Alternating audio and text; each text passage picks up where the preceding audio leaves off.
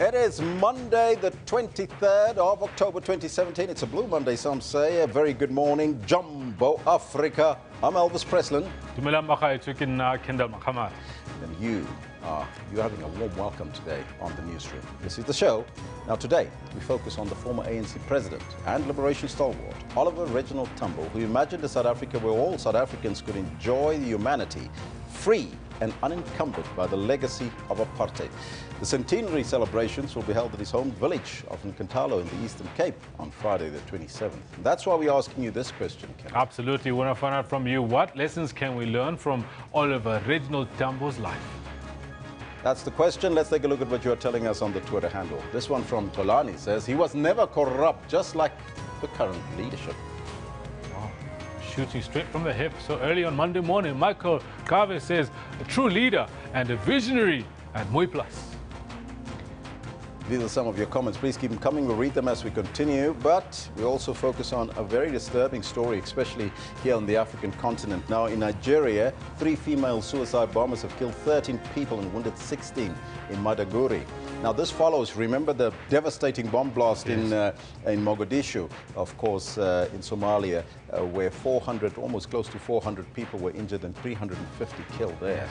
No, absolutely shocking, terrifying, this terrorism on the continent of Africa. And we want to find out from you, do we as Africans, does Africa take terrorism seriously? Well, so far, from the 155 votes, 81%, the majority are saying no. Africa does not take it seriously. Very similar to the figures we got when we spoke about the Mogadishu bomb blast. Exactly, and 19% are saying yes. But you're also tweeting us on the same question. Yeah, Michael Big M Soler comes in and says they do, but obviously the budget is the main problem in terms of beefing up security. And this problem is rife in the African Islamic countries, reckons Michael. Joy Doreen Biera says it does, and that can be seen from the budgetary allocations to defense and security. Whether we invest heavily in intel, that is another story. Well, these are some of your comments. Please keep them coming. We'll read them as we continue. But right now, let's also take a look at our sports question for the day. It was a brilliant weekend for SuperSport United. Absolutely. SuperSport United have been doing extremely well. I mean, they've had 4 cup finals, and now they are about to they are in the CAF Confederations Cup final after beating Club Africain 3-1 on the night. We want to find out from you, can SuperSport United go all the way in the CAF Confederations Cup? Olani says, no doubt about that. The team plays a unit. There are no special star players. They must just go there and enjoy the game. Great advice, that. Enjoy the game, play as a unit. Desiree Fellow says, of course, yes, it's easy. Keep winning all the games, but it's not over yet until the proverbial fat lady sings. Well, there you have it. These are some of your comments. Please keep them coming. But right now, let's get down to business and take a look at your news headlines.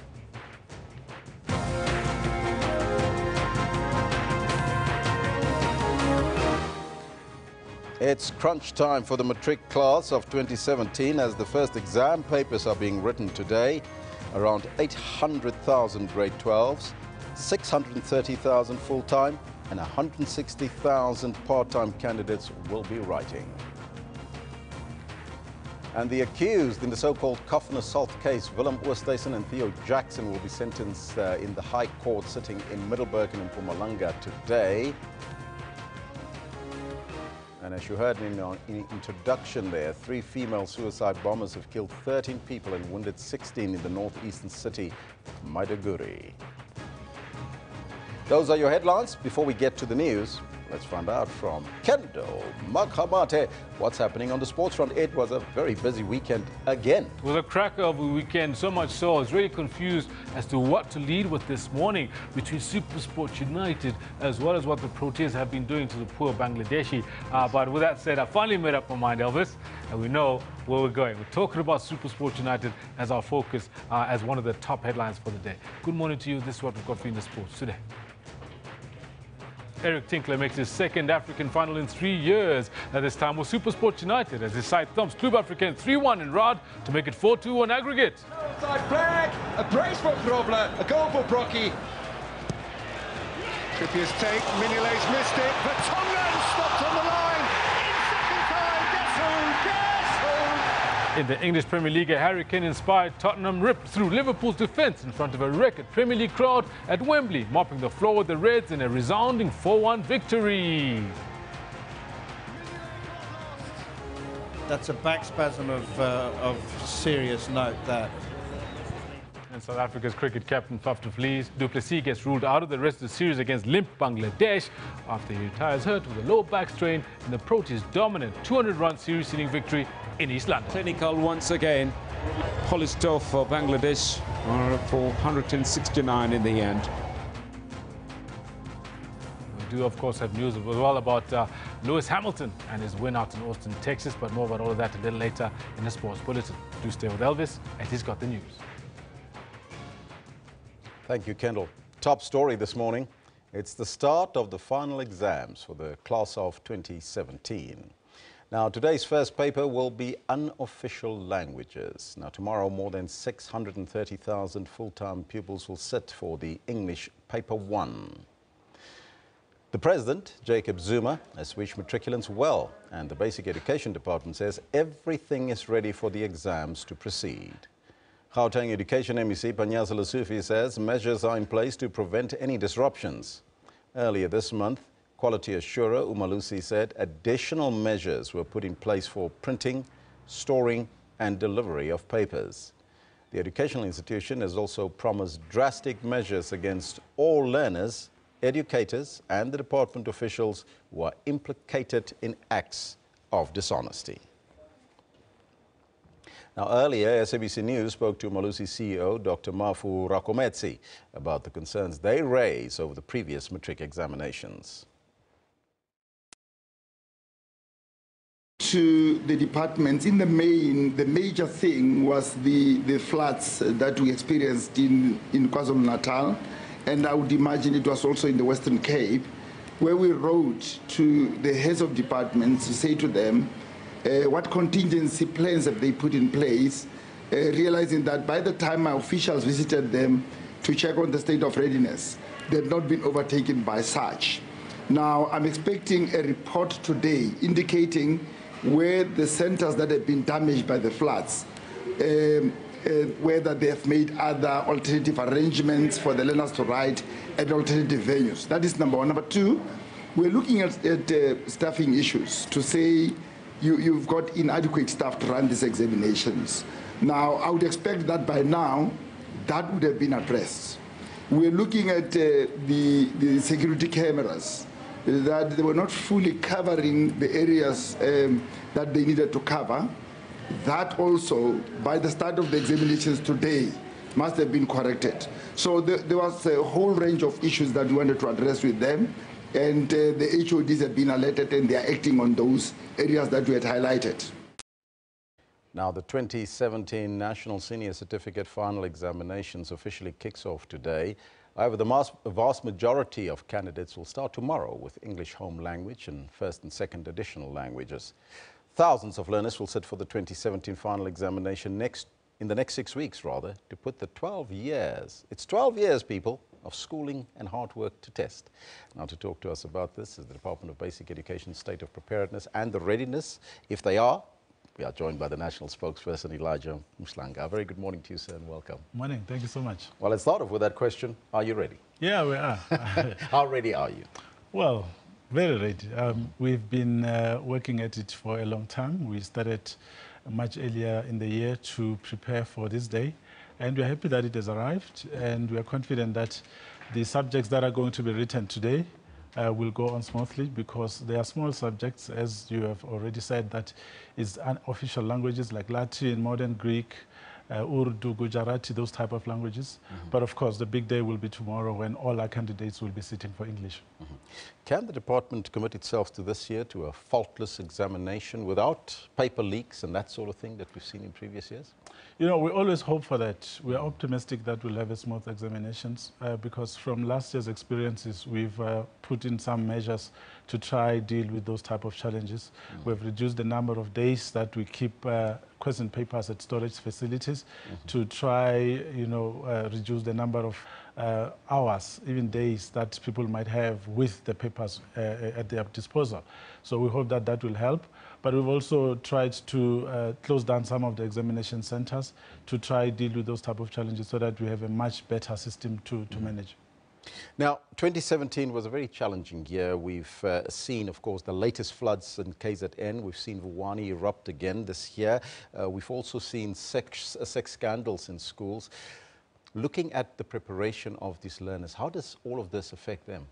It does in a way psychologically, because you need to be absolutely prepared for this type of exams. You don't need any disturbances in your mind. You don't need any mental stress going to examinations. But we try our best as government to provide services that will make sure that our learners are in a good space to deal with all these challenges as they write the examinations as well. In Vuwani, we put in place a catch-up program, which is currently being used, and we are encouraged by the attendance of the candidates in that area, the 1,650 matriculants who are in the Vuwani area. They've been attending all our extra classes which we created for them, which were aimed at recovering the time that had been lost due to the shutdown. And so far, things are going well. Fortunately, they don't have the subjects that are being written today, so they're preparing for tomorrow. But as for KZN, we jumped into action to make sure that we fix and repair those schools that were damaged due to the bad weather that happened a week ago or so. And we are confident that as well, things are ready there. As far as the other things, I mean, those do cause disturbances in terms of the cases that have happened. But like I said, we have a way of working with other government departments that would provide psychosocial support to our learners who are affected. What about communities? Do they give ample support to these learners, especially the matriculants, at this time of year? In some places it happens, in others it doesn't. That's why we continue to appeal to members of the community, particularly in those places where people make noise, in taverns and clubs and all those type of things. We appeal to them to reduce the noise. We need to create a conducive environment for our learners to be able to prepare for examinations. It's the most important year and important time in their lives, because everyone is hoping to exit the schooling system so that they can explore opportunities, post-schooling opportunities with funding and universities and jobs and all those things that you cannot do if you don't pass matric. So we want everyone to pass matric. We appeal to parents to create a space for their learners at home to study, give them support, and we also want the learners themselves to be able to prepare, stay out of trouble, manage your time wisely, and make sure that you stay focused on your studies. So we really appeal to everyone to make sure that the support is given. Now, in terms of the results, now normally at the end of the year, everybody wants to see good results, especially from the department. We normally see the Western Cape, Gauteng and Free State stand out right on top, Limpopo, the Eastern Cape normally at the bottom. Do we expect the same, or could we expect any changes? No, from the side of the Department of Basic Education, we do an overall analysis of the performance of our provinces, all of them, districts, those that are underperforming. We analyze the problems. What is it that made you to perform at that level? And we go in there to support them. And we did the same this year. Our Director General has been to all the provinces and districts, targeting those that didn't do as well as we expected, to provide support, the conversations with all our officials, teachers, as well as learners, to motivate them, to tell them that we can do better. So now we expect everyone to improve from their previous results, and we'll be happy with any improvement as long as we don't decline. Now, I know for the class of 2017, as a department, you would wish them well, but the year ahead, what are some of the priorities that you're looking at and which is close at the heart of the Department of Education? Well, it's preparedness. We need to make sure that from day one in January, after the minister has announced the results and higher education has announced all the funding issues and spaces in universities, we need to make sure that everyone gets down to business. From day one, you start teaching. Because one of our biggest challenges is the incomplete syllabus. You find that in some schools they don't finish, and if you don't finish, it means your learners are going to fail. So we need to make sure that we finish all the work that has been set down for us in the year, and also make sure that as a department we provide for them workbooks, textbooks and all other material that they need. But also we know in Gauteng there's still a huge challenge of school admissions, and MEC and these officials are dealing with that, and we hope that we won't be seeing any cues of frustration early in the year, parents coming through to schools requesting for spaces for their children. Advice for matriculants and even for families, because they all stress, from mother, father to the entire family to the matriculant. Advice would you give to them, the class of 2017? It happens that people are stressed. We are stressed too. It's difficult to sleep. For this next month, from today until the 29th of November, it becomes very difficult to sleep. But we advise that the learners need to focus, manage your time wisely, make sure that you get all the support that you need, sleep enough, wake up, do the work whenever it's convenient to you. But this is not a time to be studying something new. You need to be revising. You need to be going to people who will try to explain whatever it is that you have not yet understood at this point, but you need to be exam ready. And to parents, please support your learners. Don't shout at them. Don't give them too much work. Keep quiet. Make sure that you urge other people as well to do the same, because we really need to support them. And for many families, the matric certificate is the only hope that they have before they can explore post-schooling opportunities. So please, let's give them the support that they need. What sort of school support do the learners have if they do have problems? We have a whole range of things that we can offer them. One, from the Department of Basic Education side, we have the Second Chance Matric Support Program, which is available to offer extra tuition. It's online. We have got recorded lessons in partnership with the SABC. We provide those lessons so you can listen at your own time, download material, listen, and learn and be exam ready from that perspective. But we also support them. We have a number that we have. They can call the SADC number, but they can call our own number as well, which is 0800 202 933, 0800 202 933. From that number, we'll be able to refer them to other numbers. But also in provincial education departments, there are other call center numbers that they can use. But we are available on Twitter, Facebook, website, everything. We are always there to help. And we also have other partners that are on board at this time that can provide support to anyone who needs it. Those learners that still have problems with registration for next year, advice to them? Well, it's the parents who must take responsibility for that one. We still have a large number of parents who are yet to confirm or reject the spaces which they have been offered in Gauteng. So we need to make sure that we encourage them to go now and already make sure that you complete that registration process. Otherwise, you are going to be frustrated, because the MEC said yesterday that there isn't going to be any new enrollments that will be done early in the year, because he opened already the process earlier this, I think it was April, when he invited people to come through to apply. So if you don't take advantage of that opportunity, you're going to blame yourself, because space is limited in Gauteng schools. Western Cape is experiencing the same challenges, but they are managing because the numbers are not as big. Mhlanga, thank you so much for your time and joining us, and good luck to you and the department and all the matriculates. Thank you so much. Really appreciate it. Well, that was the national spokesperson for the Department of Basic Education, Mhlanga. Now, remember that we're asking you a question around this. In fact, on our previous program, we asked a question, how ready you think the students are. You can also tweet us. It's not our question today, but you can tweet us whatever you like today in relation to your student, your pupil, in your province, in your household. How ready are they? And are you giving them support? That number, again, I'm going to provide it to you, national number which you can call if you need some support, 0800 202 933. 0800 202 933. Keep them coming, we'll read them as we continue. But right now, let's move to a story, the coffin assault. The accused, Willem Oosthuizen and Theo Jackson, will be sentenced by the High Court sitting in Middelburg in Mpumalanga today. The two farmers were found guilty of assault, attempted murder, kidnapping and intimidation. They filmed themselves, well, taking a selfie there, forcing the victim Mhlotshwa, into a coffin and threatening to burn him alive.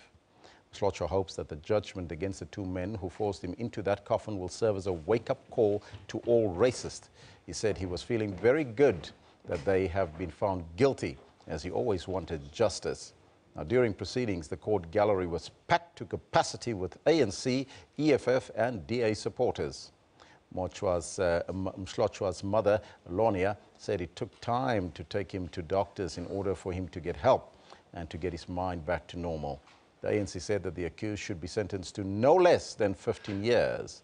They were granted 1,000 rand bail in July after reapplying for bail. Now, we'll go to the sentencing proceedings a little bit later as soon as it starts, so you don't want to miss that.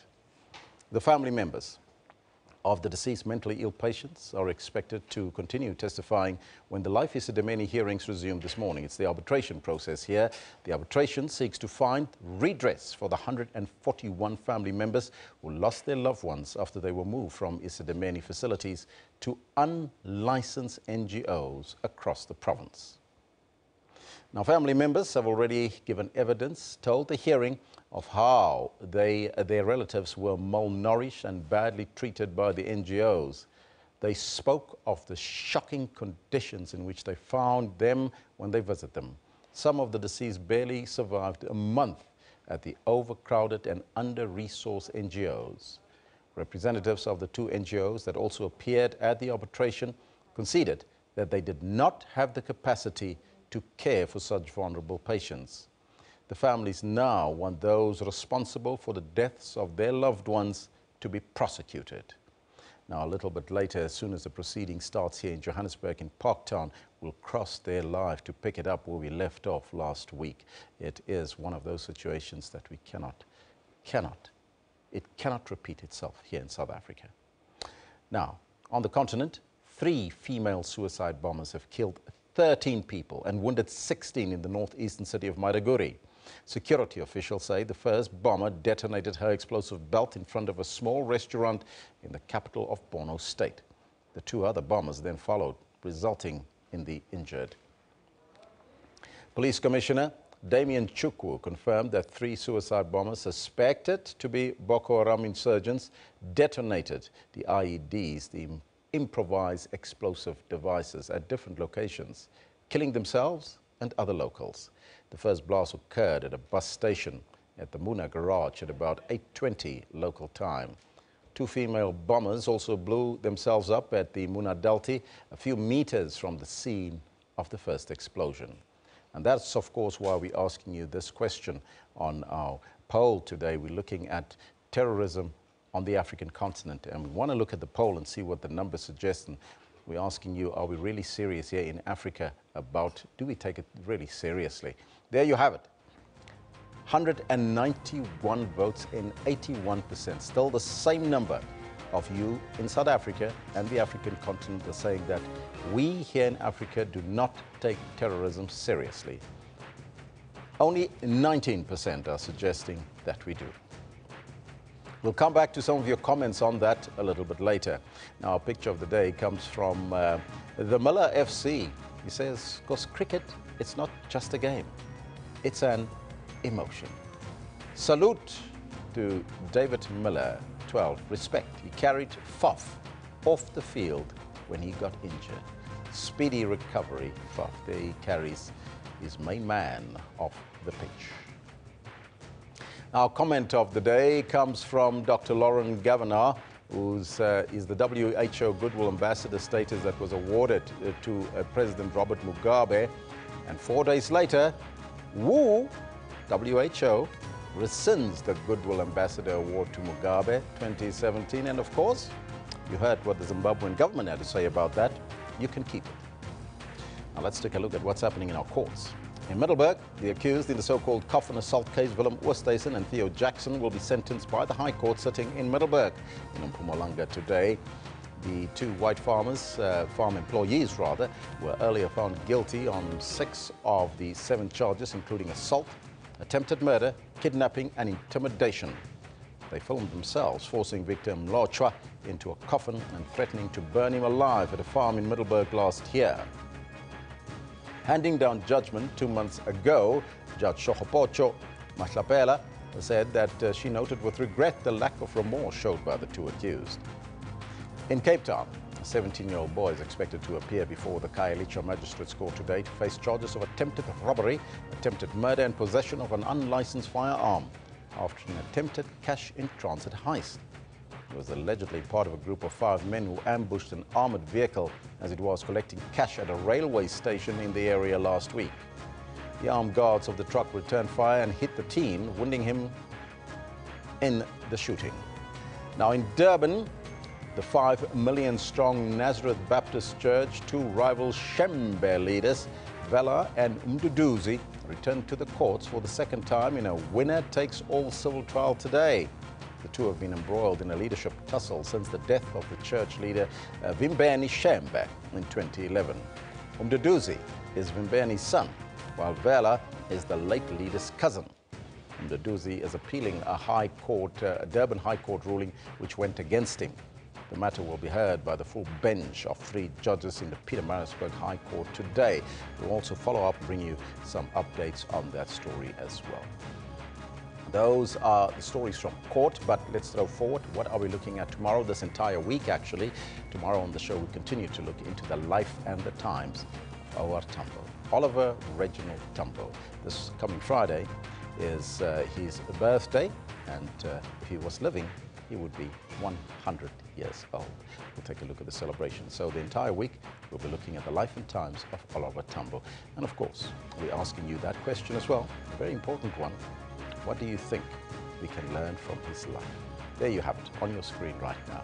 What lessons can we learn from Reginald OR Tambo? You can tweet us at SABC Newsroom. You can also follow us on the Facebook page. We'll take a short break. We'll be right back after that.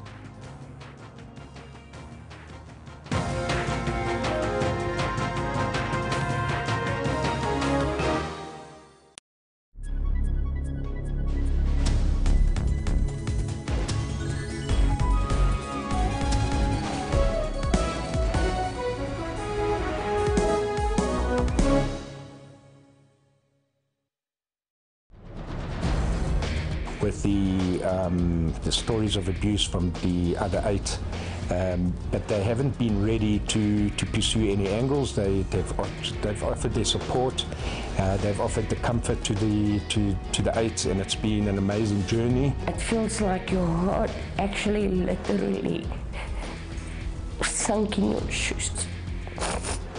It wasn't a long encounter.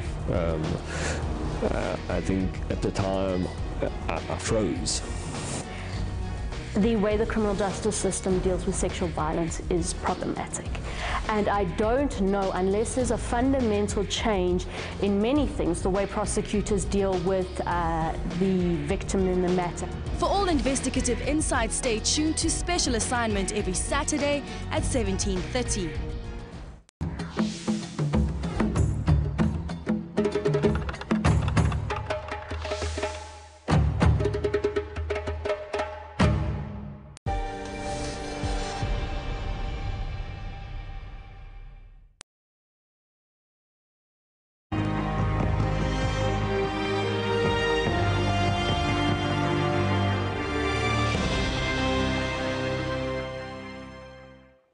We're celebrating his life, and government says that all preparation is in place for Oliver Reginald Tambo's birth centenary celebrations at his home village of Nkantolo outside Bizana in the Eastern Cape on the 27th, this coming Friday.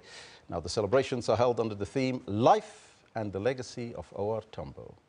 The build-up to the OR Tambo Week, we are joined now by the Minister of Home Affairs, Ayanda Dlodo, here in studio with us. We work fairly closely with the Minister, of course, as one of the cadres in the African National Congress. Minister, very good morning to you and welcome. Good morning. Thank you for having me. Take us back and remind us as South Africans about who Oliver Reginald Tambo was. I never worked closely with the president because he was there at a distance. The president served as a huge inspiration to all ANC children. We were very young at that time. I joined Umkhonto Wesizwe, there were those who went to school, but for the youth of the ANC, and I think generally for the general membership of the ANC and South Africans in general too, he served as a huge inspiration because of the visionary nature of who the person was, his characteristic as a very caring and loving individual. And that's what resonated with all of us with President OR. I've had interactions with him quite closely on quite a few issues.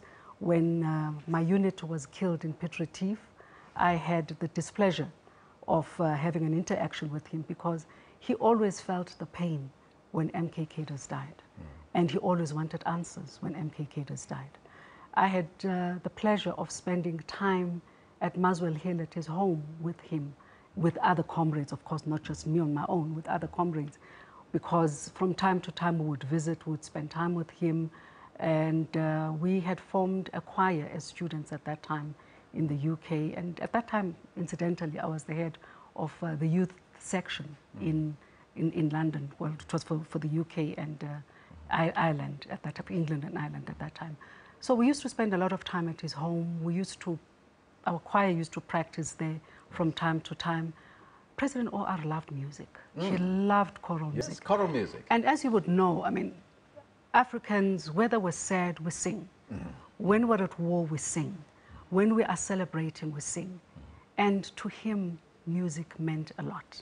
It was both choral music that President O.R. loved. He loved classical music. He loved all sorts of music. He actually wrote music. Yeah. And it's something that I was talking to Tsilani last year, and she was saying to me, you know, there's music that my father wrote that has never been sung or never been played or never been displayed. So he was a musical man. Over and above being the revolutionary and visionary that he was, he also was a music man. Being a revolutionary and a visionary, on a personal note, what sort of person was he, if you had to interact with him? He was a very warm person, quite stern when it came to your work, quite loving to the people of South Africa, because as you would read in all of his January 8 statements, he would talk about the people, he would talk about my people, he would talk about MK, he would talk about the operations of Umkhonto we Sizwe, he would talk about interacting with the different types of people all over the world, because he really was one of the country's greatest brand strategists. He put South Africa on the map. He put Nelson Mandela on the map. He put Robben Island on the map. OR really embodied South Africa in its true totality. Why do you think it is very important for South Africa and future generations to know and understand who O.R. Tambo was? Well, it's important to understand where you come from. And to a large extent, we are who we are as South Africans because of that man. We are a liberated country with the world's greatest constitution because of Oliver Reginald Tambo. Our story was known worldwide because he ensured that every home around the world, every television set around the world knew who South Africa was, what the struggle for the liberation of the people of South Africa was about. Everybody knew about the beast of apartheid and what it did to the people and the children of South Africa, and also of the neighboring states for that matter. And all that was because OR knew how to brand, he knew how to sell a message, he knew how to package messaging so that we could garner as much support as we could to ensure that we killed the huge beast called apartheid. He held the ANC together. It's almost like a magnet. An issue that seems to be eluding the current leadership that we have in the country, which is unity, which is a crucial point. The alliance is in tatters. How did he manage to do that, to keep the ANC at that crucial point in time, going through that era of apartheid? You must also remember that the environment was different. And if you've done business studies, you will understand that what actually informs what an organization or a business is the environment, both political, the legislative, and the type of support, which would mean, in the case of business, the number of clients that you have on board that would buy a product. So basically, the situation was different. I wouldn't really want to compare 2017 to 1981. I wouldn't want to compare it to 1912. Because those were different eras, those were different environments. Even the problems that were experienced at that time in running an organization, we were running a liberation movement. OR was responsible for a liberation movement and not a governing party. The governing party comes with all its sins of incumbency and all sorts of issues. So the situation really was different. And I think it would be a little unfair to want to always compare, because you can't compare apples with pears. It's too different. They grow from different trees. And also, you know, the type of nurturing that they require would be different. But I'm not evading the fact that we are experiencing problems today. Was he for war? You know, if you read about OR and you read his quotations, you go through his quotations, you would realize that OR was never a person that would have opted for violent means to defeat a violent system. He initially wanted to be a priest. He wanted to go into theology. And at some point, he wanted to be a teacher and a lawyer. So he evolved through life in different facets and aspects of life. and also different outlooks on life. But there was no ways that a visionary like him would have escaped embracing a people's war, a guerrilla warfare. And as a result of that, he embraced Umkhonto we Sizwe. He was the engine, basically, of Umkhonto we Sizwe. Everything that we did was informed by every January 8th statement that he gave every single year. So even in the advancement of operations of Umkhonto we Sizwe, they were informed by the January 8th statement. So he actually ran Umkhonto we Sizwe as the commander-in-chief in the same way that he did run the ANC in terms of the other four pillars, the other three pillars of the revolution. Is there anything else that we can learn from O.R. Tambo and his life? Because that's the question we pose to our viewers today. Well, if we want to have a South Africa that resonates with him today, even wherever he is, it is a South Africa that is non-racial, a South Africa that is peaceful, a South Africa that is prosperous and democratic. Those were his visions about South Africa. Have we traversed our route in trying to deal with issues of racism? To a certain extent, but I can't say absolutely not. Are we a democratic state? Of course we are. We have a constitution that is put in place.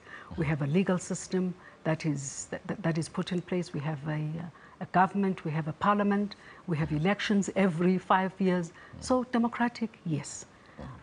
Prosperous, to some extent it is, but to the vast majority of our people who still live landless today, I'm not sure if it is as prosperous as he would have wanted it to be, because if you understand what land does to people in helping to eradicate poverty, but also giving them that status of ownership of land, it is a huge thing when it comes to prosperity of any people. So there are many things that we still need to be looking at, the transformation of our economy, so that it is inclusive of everybody that wants to participate in it, and everybody can identify with an economy that brings prosperity onto their doorstep. So some of the things we have not been able to fully achieve as he would have loved for us to achieve very quickly, but I don't think all is lost. We still have to deal with issues of radical socio-economic transformation. Yes. We also have to deal with the land issue that keeps evading us.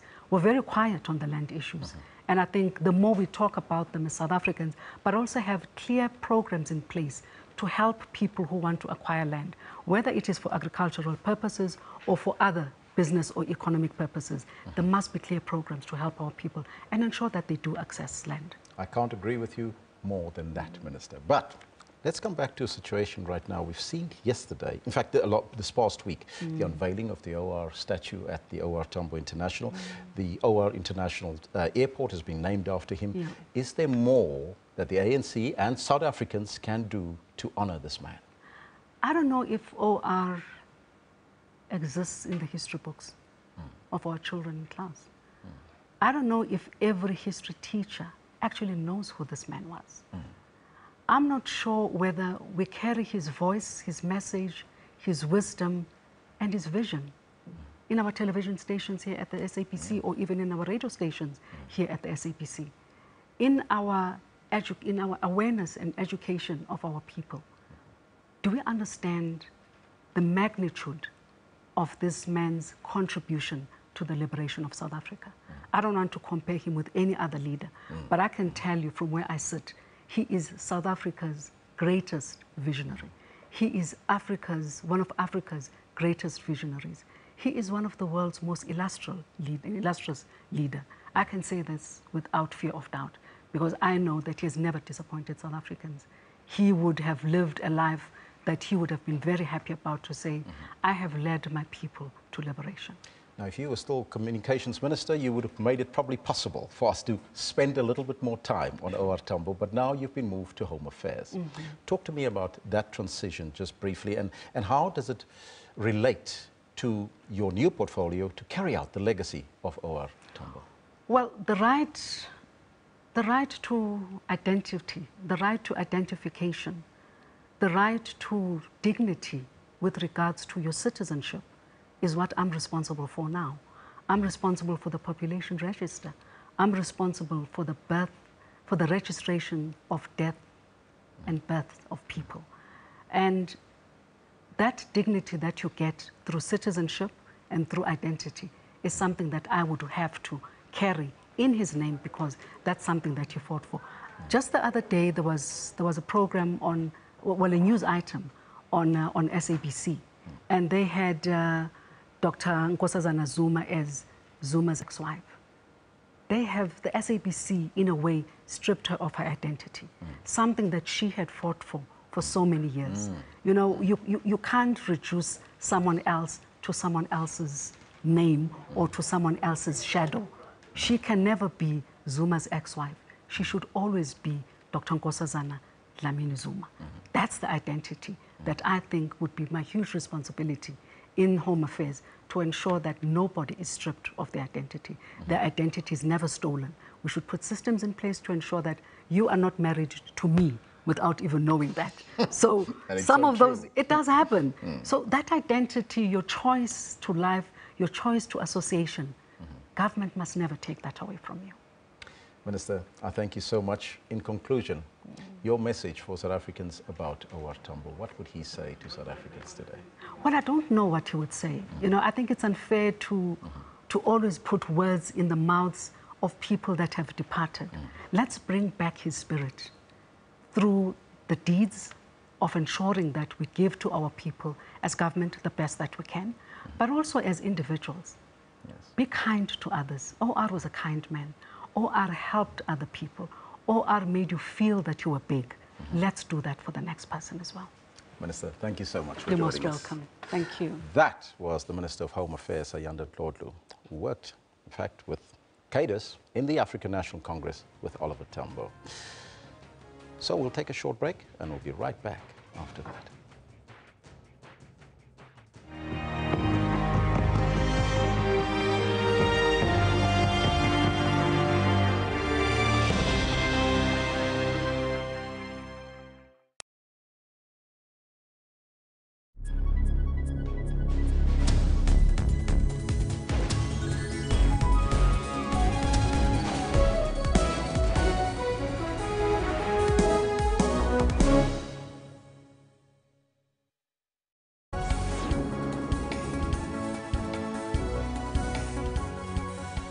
It is 5 p.m. Central African Time, broadcasting live from Johannesburg. This is PM News. Mugabe is wanted in South Africa on a charge of assault with intent to do grievous bodily harm.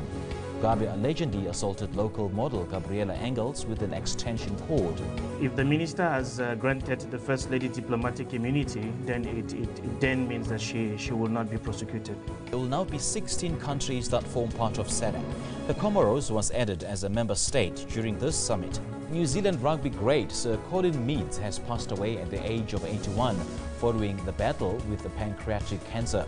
In 1999, Meads was named New Zealand's greatest rugby player of the 20th century. This year, a bronze statue of Meads was unveiled in his hometown of Te Kuti. Stay tuned to PM News for all your news updates every Saturday and Sunday from 1500 hours.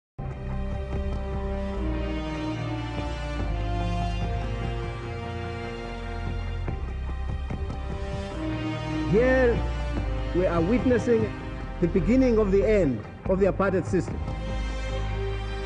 If you did a paternity test on our constitution, whose DNA would come up? Not Nelson Mandela, not F.W. de Klerk, Oliver Tambo.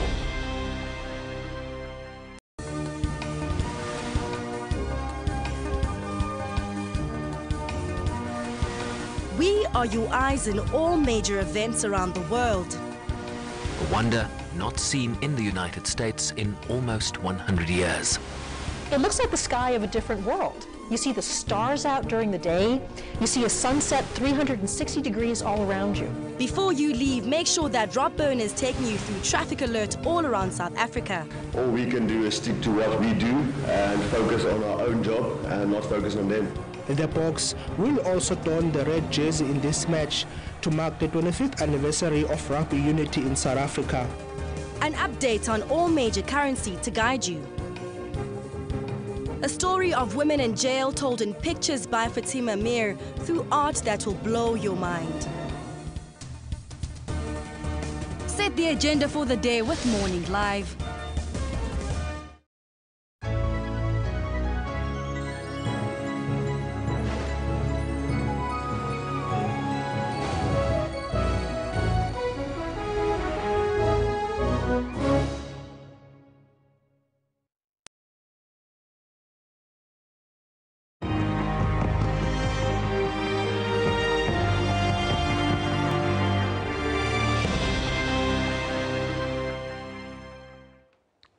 We remember Oliver Reginald Tambo. Now, Luli Kalanikos is a social historian. She's a lecturer and esteemed scholar. Her activism in the liberation struggle began in her youth as a member of the Congress of Democrats. A lifelong educator, she taught English literacy to workers of the South African Congress of Trade Unions. She also contributed to the journal Fighting Talk, which was edited by Ruth First. You remember her? Now, Luli also have written a book titled Oliver Tambo, Beyond the Ngeli Mountains. Luli is here joining us in studio. Very good morning to you, ma'am, and welcome. Good morning. Thank you, Elvis. First and foremostly, as a biographer, what is it that we as South Africans should remember about Oliver Reginald Tambo? So much has been said at last about OR in this year of his centenary, and so many good and inspiring memories about him. And I feel that the reason that we've had such rich memories and observations are because he was what I'd say a leader for all seasons. You know, during apartheid, the worldwide struggle, he made it an international struggle, winning the support of East and West eventually. Yes. His enormous empathy, his high intelligence, and yet at the same time, using indigenous methods of leadership. In other words, the collective, consensus decision-making, inclusiveness, and above all, listening, genuine listening, not just pretending to listen. Being the last to speak because he wanted to gather the wisdom of everyone he spoke to. Yes. So that approach, as well as, of course, his high intelligence and knowledge of science, Western science.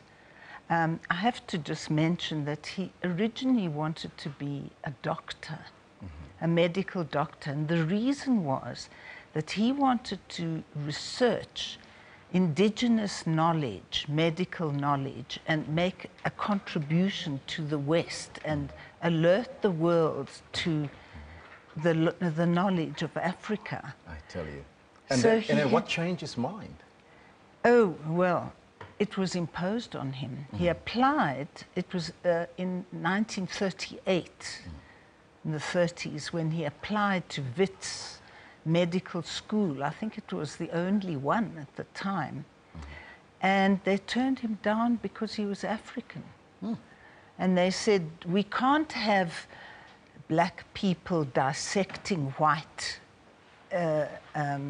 the corpses, you know, it's a bizarre thinking. So he then decided, they offered him a 4-year course called medical aid, and he wasn't prepared to settle for that. Yes. So then he went to Fort Hare and got his science degree instead. Now tell us about the book, Beyond the Ngeli Mountains. Where does the title stem from? O.R. himself asked me to call it that. Of course, he didn't live to see the biography. And the reason is that in his memoirs, he talks about how he used to stand outside his little home in Nkantolo, and he'd see the range of mountains in the distance, the Ngeli Mountains. And he used to wonder, what is on the other side? And he would love to find out. And of course, he found out in a big way what was on the other side. What was the big way? The big way was, well, the first time he crossed it, he went to school, boarding school at St. Peter's, where he got the foundations of his education and his science knowledge. But the big way also was that he went to Johannesburg. A whole new world of politics opened up for him. And then, of course, he went out into the world for 30 years, you know, struggling, fighting for the rest of the world to be sensitized to the horrors of apartheid and also to the talent and ability of the African people throughout the continent. Encapsulate for us that mission that he went on abroad for the African National Congress in order to fight the apartheid, or the then apartheid government. Yes. Well, when he first went, he was basically a diplomat to alert the world to what was happening inside South Africa. And one policy that he had in mind that in the long run was very effective was the economic boycott. He urged countries to boycott apartheid South African goods because they were doing a brisk trade. You know, the apartheid government had enormous income from outside. So that was the first few years. He also spoke at the United Nations during the Rivonia trial when Mandela, Sisulu, Mbeki and others were on trial for their lives, and they expected to get a death sentence. He spoke at United Nations and told them what it was, why they were prepared to die for the struggle.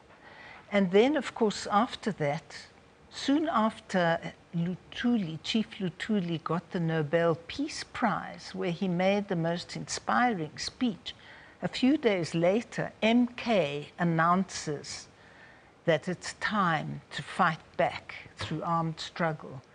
So he had to then encapsulate that. And, you know, in essence, what he did was he pulled together all the strands of possible ways of fighting together. And, you know, he conceived of the 4 pillars of struggle, which was armed struggle, the masses, I shouldn't put armed first, the masses, the underground, armed struggle, and the international support. And he argued to the very end that you couldn't foreground the one with the other. They were interrelated, typical of holistic thinking, of an indigenous form where you don't put things in silos, they interact. And I think that is why we can learn today from that approach. I asked the question earlier, was he for war and was he for a violent struggle? But what you are suggesting is that there was an integrated approach that he approached. Yes, they were inseparable in a way, because the dignity of oppressed people was asserted by calling for armed struggle. He acknowledged that. To go to war or not to go to war, and ultimately what then transpired? Do you focus on that in the biography? Well, he emphasized, and of course I explore that, armed struggle as a form of propaganda, so that people were afraid of armed struggle. And there were 1 or 2 examples, of course. One of them is the bombing of the petrol yes, in Sasolburg, which had a huge, sent a big message. In reality, I suppose you could say that there was very little of armed struggle relatively to other countries. and that probably might have relieved OR. And of course, he had problems with cadres who were impatient to go home. They felt they were rotting in the camps and they wanted to go home and fight. And he had to deal with that as well. Now, just in conclusion, less than 30 seconds. Okay. I asked the question earlier to the Minister, what would he say today? You spend a lot of time with him in writing the biography. What would he say today to South Africans? I have to remember, I have to quote his first speech when he returned from exile, and he said, I come back bringing the movement intact, much, much bigger, and this is the movement that I hand over to you. Guard our special movement. Wonderful. Lily, I thank you so much for your time and joining us here in studio. That was the author of Oliver Tambo's biography, Beyond the Ngele Mountains, social historian, lecturer, and esteemed scholar, Luli Kalaninos. Kalanikos, let me get that right.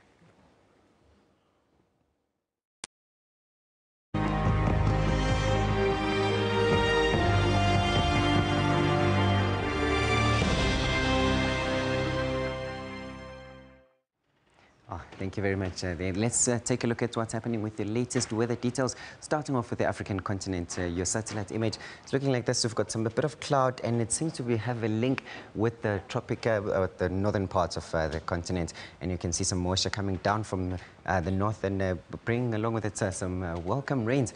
And let's look at those rainfall probabilities. You can see cloudy day for most of the central parts of the country, but all the cloud it started overnight. Now it's moving towards the eastern part. We are expecting some scattered showers here over the central parts and later on this afternoon. Although for the first part of the day, the rain will seem to die down a little bit, but later on we're still expecting some more rainfall. In the east, we're expecting clear skies from Zambia into Malawi and Mozambique. And tomorrow is still a similar situation whereby we're still expecting that link to the northern parts, linking Namibia to Angola and of course to Southern Africa with that isolated chance of rainfall. Very light rainfalls are expected. Otherwise, cloudy days expected for mainly the eastern parts of the country, expecting Limpopo and of course Mpumalanga in the morning especially.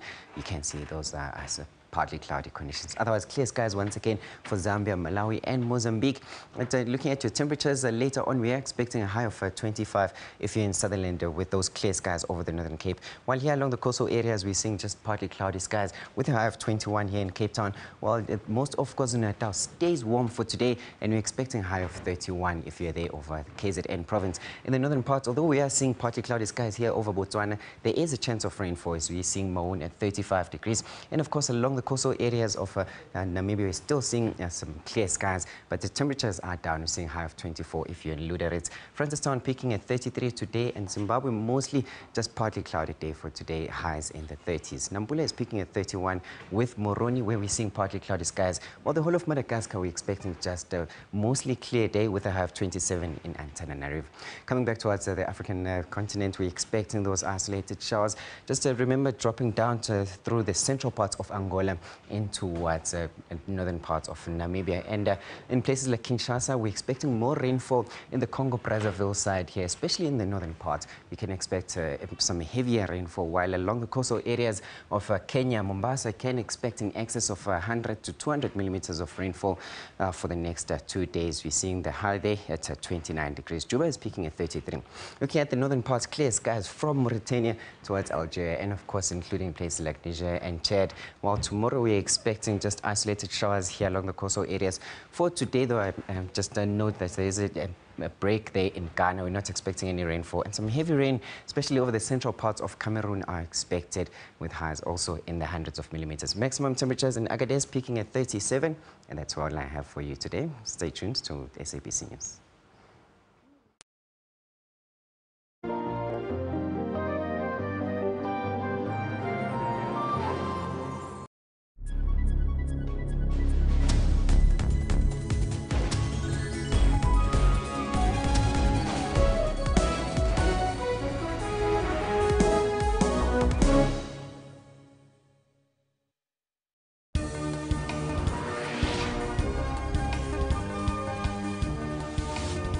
We're talking news, business and sporting updates both continentally and abroad. South Africa is in its first economic recession since 2009. Currency has appreciated quite a lot, especially for this year. And it has benefited from a number of things, not so much to do with what was happening here at home. The Islamic State-linked news agency Amaq claims the latest attack was launched because of Australia's backing in the US fight against the group. Constad is one of the dozens of women who have accused Cosby of sexual assault, but hers is the only case recent enough to be subjected to criminal prosecution. Stay tuned to News Today at 3 p.m. from Monday to Friday on SABC News. A lot of us rely on tech to survive, and Africa is already a mobile-first continent. We build mobile technology that connects motorcycle taxis to commuters and businesses in real time. My phone was the most important thing. Africans are using technology to innovate. On Network, we have African technology and social media news. Even robots have heard about us. Hello, watch Network on SABC. For African technology and social media news, join Ms. Phumelele Zondi on Network every Sunday at 9 p.m.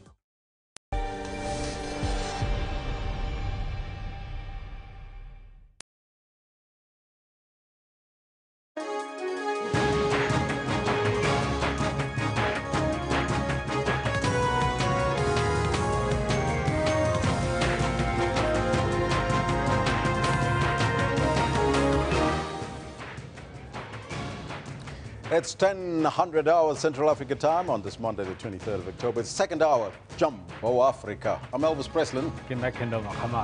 We'll be with you until 12 o'clock today. Now, Kendall, big story today. We focus on the ANC, former ANC president, Oliver Reginald Tambo. He's, of course, a liberation struggle stalwart and the president of the ANC. And we're looking towards Friday this entire week. We're building up to Friday for the centenary celebrations. Absolutely. And we want to find out from you, what do we remember about Oliver Reginald Tambo? What can we learn from his life? Well, let's take a look at what you are telling us. This one from Gudani that says, work hard, be determined, stay true to your vision, and never compromise your integrity. Always be true to who you are. That's a life lesson, that definitely. Destiny Fella says, be loyal, be true to your people, and deliver. Well, there you have it. Please keep them coming. We'll read them as we continue. We're also focusing on 3 female suicide bombers that have killed 13 people and wounded 16 others in Maiduguri, Nigeria. Now, this follows that devastating bomb blast in Somalia, where, you know, over 350 people have died thus far, injuring more than 400 as well. Yes, and we'll find out from you, what do you make of all of this? Do you think that Africans themselves, do they take terrorism seriously? Do we take terrorism seriously in this continent? Well, 218 votes in and exactly the same count, Kendall. 81% are saying no. Yeah, that is 19% are saying yes. That's an indictment, if there ever was one, on all of us. Siafana Zulu Eshowe says, not at all. Hashtag Nigeria attack. Kudari says, on Africans, the major issues list. Terrorism is like below the paper. To Africans, terrorism is just another type of crime. Wow. Well, what a description there. Yeah. If you talk about indictment, that is an indictment on us as Africans. Just another type just of another crime. Because if it happens somewhere else, I can promise you, in the Western world, it would make a lot more news. We need to make noise about it, and that's why we're asking these questions, so we can actually start dealing with it in a different way, isn't it? All correct. But it was a big sporting weekend, and a big sporting weekend for Super Sport. Oh, yeah. Oh, yeah. We're talking Africa. This time we're talking about in sport, where out in Rad, Tunisia, Super Sport United beat Club Africain 3-1, 4-2 on aggregate to advance to the finals of the CAF Confederations Cup. Do you think Super Sport United can go all the way in the CAF Confed Cup? Well, this is what you are telling us. Mahafa Noel says, I am confident that they will get there, the CAF Confed Cup. They are up against TP Mazembe, tout puissant Mazembe, and the defending champions, a fantastic club. Michael Krave says, yes, they will. So there we go. Lots of positivity from South African sporting fans about Super Sport United and their chances in the CAF Confed Cup final. Well, we'll come back to some of those comments, but right now, let's take a look at your news headlines.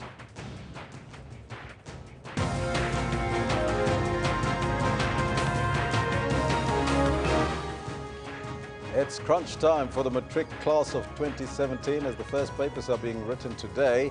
Around 800,000 grade 12 learners will be writing. The accused in the so-called coffin assault case, Willem Oosthuizen and Theo Jackson, will be sentenced by the High Court sitting in Middelburg and Mpumalanga today. We'll bring you an update on that story. Meanwhile, 3 female suicide bombers have killed 13 people and wounded 16 in the northeastern city of Maiduguri. Those are your headlines. Before we get to the news, let's find out from Kendo Makhamate what's happening on the sports front.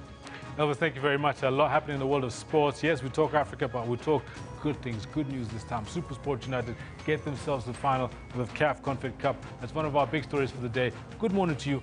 This is what else we've got for you in the Sports Bulletin today. Eric Tinkler makes his second African final in 3 years, this time with SuperSport United, as his side thumps Club Africain 3-1 in Rad to make it 4-2 on aggregate. Side flag, a brace for Grobler, a goal for Brocky. Trippier's take, Mignolet's missed it, Vertonghen stopped on the line. In second time, guess who? In the English Premier League, a Harry Kane-inspired Tottenham ripped through Liverpool's defence in front of a record Premier League crowd at Wembley, mopping the floor with the Reds in a resounding 4-1 victory.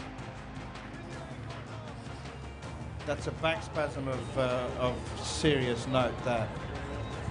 And South Africa's cricket captain Faf du Plessis gets ruled out of the rest of the series against limp Bangladesh after he retires hurt with a lower back strain in the Proteas' dominant 200-run series-sealing victory in East London. Clinical once again. Polished off for Bangladesh for 169 in the end. All this in more detail I'll have for you at about 10:40. Do stay with Elvis as he's got the news. Thank you, Kendall. Top story this hour. The coffin assault accused, Willem Oosthuizen and Theo Jackson, will be sentenced by the High Court sitting in Middelburg and Mpumalanga today. The 2 farmers were found guilty of assault, attempted murder, kidnapping and intimidation. Now, they filmed themselves forcing the victim, Mlotshwa, into a coffin and threatening to burn him alive. Mlotshwa hopes that the judgment against the 2 men who forced him into that coffin will serve as a wake-up call to racists in the country.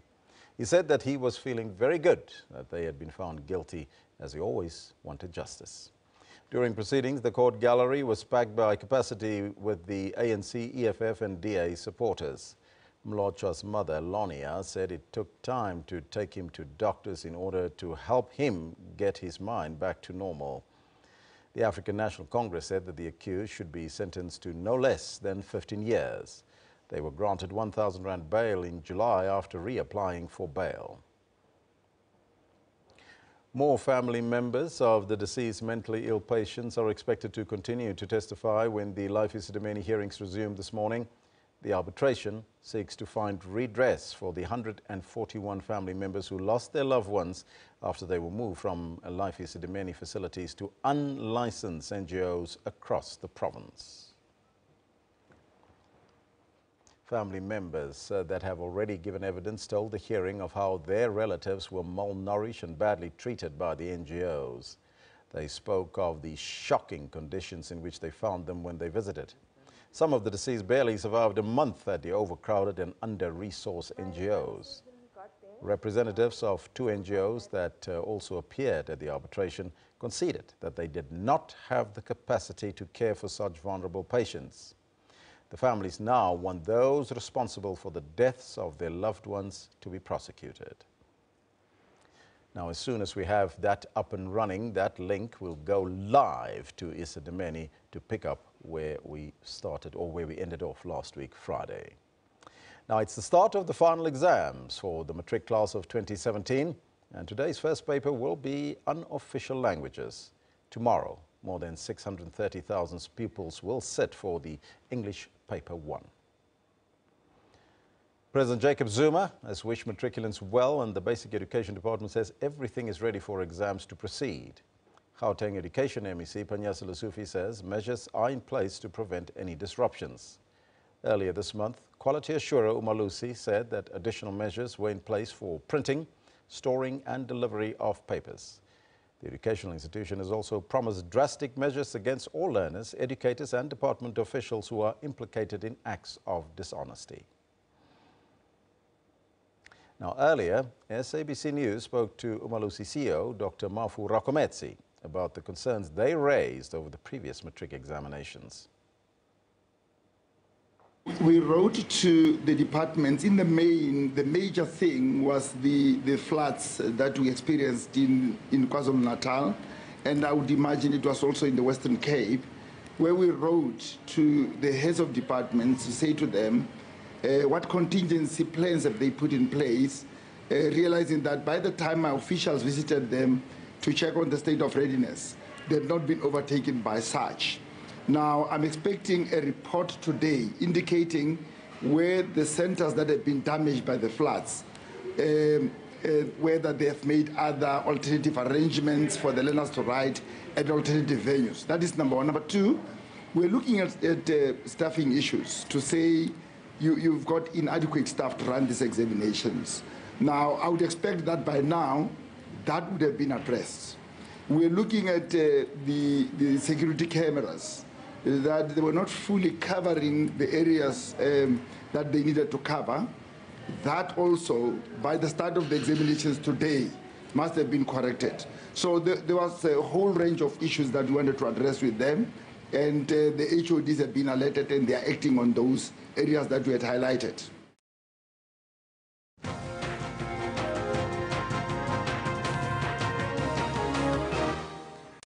2017 National Senior Certificate Final Examinations officially kicks off today. However, the vast majority of candidates will start tomorrow with English home language and first and second additional languages. Thousands of learners will sit for the 2017 final examination in the next 6 weeks, to put the 12 years, it's 12 years, people, of schooling and hard work to test. Now, to talk to us about this is the Department of Basic Education State of Preparedness and the Readiness, if they are. We are joined by the national spokesperson, Elijah Mhlanga. Very good morning to you, sir, and welcome. Morning. Thank you so much. Well, let's start off with that question. Are you ready? Yeah, we are. How ready are you? Well, very ready. We've been working at it for a long time. We started much earlier in the year to prepare for this day, and we're happy that it has arrived, and we are confident that the subjects that are going to be written today will go on smoothly, because they are small subjects, as you have already said, that is unofficial languages like Latin, modern Greek, Urdu, Gujarati, those type of languages. But of course, the big day will be tomorrow when all our candidates will be sitting for English. Can the department commit itself to this year to a faultless examination without paper leaks and that sort of thing that we've seen in previous years? You know, we always hope for that. We are optimistic that we'll have a smooth examinations because from last year's experiences, we've put in some measures to try deal with those type of challenges. We've reduced the number of days that we keep question papers at storage facilities to try, reduce the number of hours, even days that people might have with the papers at their disposal. So we hope that that will help. But we've also tried to close down some of the examination centers to try deal with those type of challenges so that we have a much better system to manage. Now, 2017 was a very challenging year. We've seen, of course, the latest floods in KZN. We've seen Vuwani erupt again this year. We've also seen sex scandals in schools. Looking at the preparation of these learners, how does all of this affect them? It does in a way psychologically, because you need to be absolutely prepared for this type of exams. You don't need any disturbances in your mind. You don't need any mental stress going to examinations. But we try our best as government to provide services that will make sure that our learners are in a good space to deal with all these challenges as they write the examinations as well. In Vuwani, we put in place a catch-up program, which is currently being used, and we are encouraged by the attendance of the candidates in that area, the 1,650 matriculants who are in the Vuwani area. They've been attending all our extra classes which we created for them, which were aimed at recovering the time that had been lost due to the shutdown. And so far, things are going well. Fortunately, they don't have the subjects that are being written today, so they're preparing for tomorrow. But as for KZN, we jumped into action to make sure that we fix and repair those schools that were damaged due to the bad weather that happened a week ago or so. And we are confident that as well, things are ready there. As far as the other things, I mean, those do cause disturbances in terms of the cases that have happened. But like I said, we have a way of working with other government departments that will provide psychosocial support to our learners who are affected. What about communities? Do they give ample support to these learners, especially the matriculants, at this time of year? In some places it happens, in others it doesn't. That's why we continue to appeal to members of the community, particularly in those places where people make noise in taverns and clubs and all those type of things. We appeal to them to reduce the noise. We need to create a conducive environment for our learners to be able to prepare for examinations. It's the most important year and important time in their lives because everyone is hoping to exit the schooling system so that they can explore opportunities, post-schooling opportunities with funding and universities and jobs and all of those things that you cannot do if you don't pass matric. So we want everyone to pass matric. We appeal to parents to create a space for their learners at home to study, give them support, and we also want the learners themselves to be able to prepare, stay out of trouble, manage your time wisely, and make sure that you stay focused on your studies. So we really appeal to everyone to make sure that the support is given. Now, in terms of the results, now normally at the end of the year, everybody wants to see good results, especially from the department. We normally see the Western Cape, Gauteng and Free State stand out right on top, Limpopo, the Eastern Cape normally at the bottom. Do we expect the same, or could we expect any changes? No, from the side of the Department of Basic Education, we do an overall analysis of the performance of our provinces, all of them, districts, those that are underperforming. We analyze the problems. What is it that made you to perform at that level? And we go in there to support them. And we did the same this year. Our Director General has been to all the provinces and districts, targeting those that didn't do as well as we expected, to provide support, the conversations with all our officials, teachers, as well as learners, to motivate them, to tell them that we can do better. So now we expect everyone to improve from their previous results, and we'll be happy with any improvement as long as we don't decline. Now, I know for the class of 2017, as a department, you would wish them well, but the year ahead, what are some of the priorities that you're looking at and which is close at the heart of the Department of Education? Well, it's preparedness. We need to make sure that from day one in January, after the minister has announced the results and higher education has announced all the funding issues and the spaces in universities, we need to make sure that everyone gets down to business. From day one, you start teaching. Because one of our biggest challenges is the incomplete syllabus. You find that in some schools they don't finish, and if you don't finish, it means your learners are going to fail. So we need to make sure that we finish all the work that has been set down for us in the year, and also make sure that as a department we provide for them workbooks, textbooks and all other material that they need. But also we know in Gauteng there's still a huge challenge of school admissions, and MEC and these officials are dealing with that, and we hope that we won't be seeing any cues of frustration early in the year, parents coming through to schools requesting for spaces for their children. Advice for matriculants and even for families, because they're all stressed, from mother, father, to the entire family, to the matriculant. Advice would you give to them, the class of 2017? It happens that people are stressed. We are stressed too. It's difficult to sleep. For this next month, from today until the 29th of November, it becomes very difficult to sleep. But we advise that the learners need to focus, manage your time wisely, make sure that you get all the support that you need, sleep enough, wake up, do the work whenever it's convenient to you, but this is not a time to be studying something new. You need to be revising. You need to be going to people who will try to explain whatever it is that you have not yet understood at this point, but you need to be exam ready. And to parents, please support your learners. Don't shout at them. Don't give them too much work. Keep quiet. Make sure that you urge other people as well to do the same, because we really need to support them. And for many families, the matric certificate is the only hope that they have before they can explore post-schooling opportunities. So please, let's give them the support that they need. What sort of school support do the learners have if they do have problems? We have a whole range of things that we can offer them. One, from the Department of Basic Education side, we have the Second Chance Matric Support Program, which is available to offer extra tuition. It's online. We have got recorded lessons in partnership with the SABC.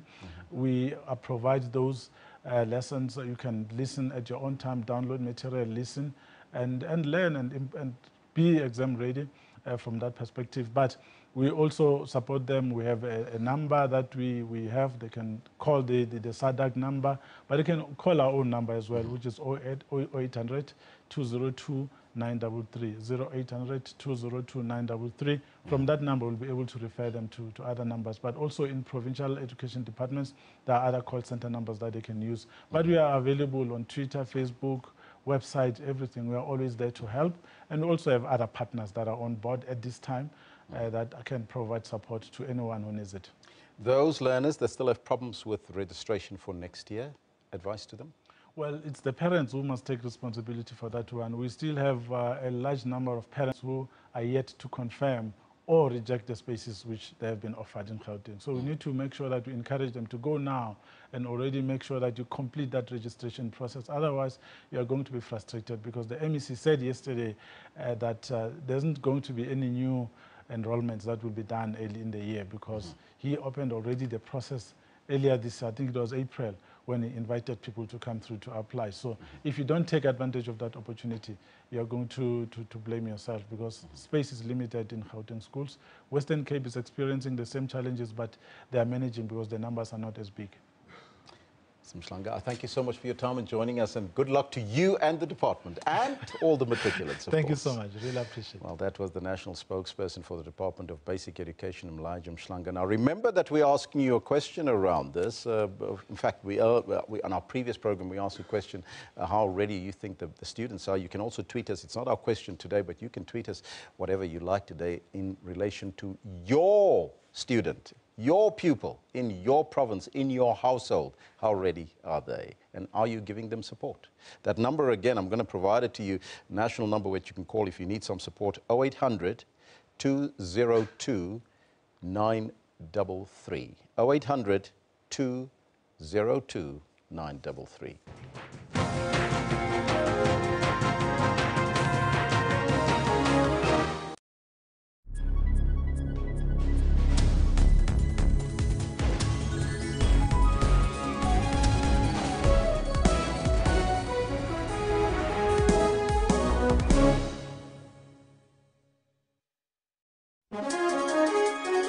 Today on Rights and Recourse, we will unpack the new traditional court bill. The idea of the bill is not to overregulate, to basically set the principles. The most important aspect of this bill is that it understands that customary law, by its nature, is consensual. That I have a right to affiliate, I have a right, therefore, to opt in, and I have a right to opt out. The opt-out provision is basically one that you've got to respect the court in the sense of if you've been summoned, you've got to tell the clerk of the court at least that you're not willing to attend. The challenge that I would like to throw to the Department of Justice, it has to come up with mechanisms of ensuring that people who exercise their right to opt out or to opt in are not in any way victimized. Hashtag Rights with Dumila Mates on legal issues every Sunday at 2 o'clock Central African Time.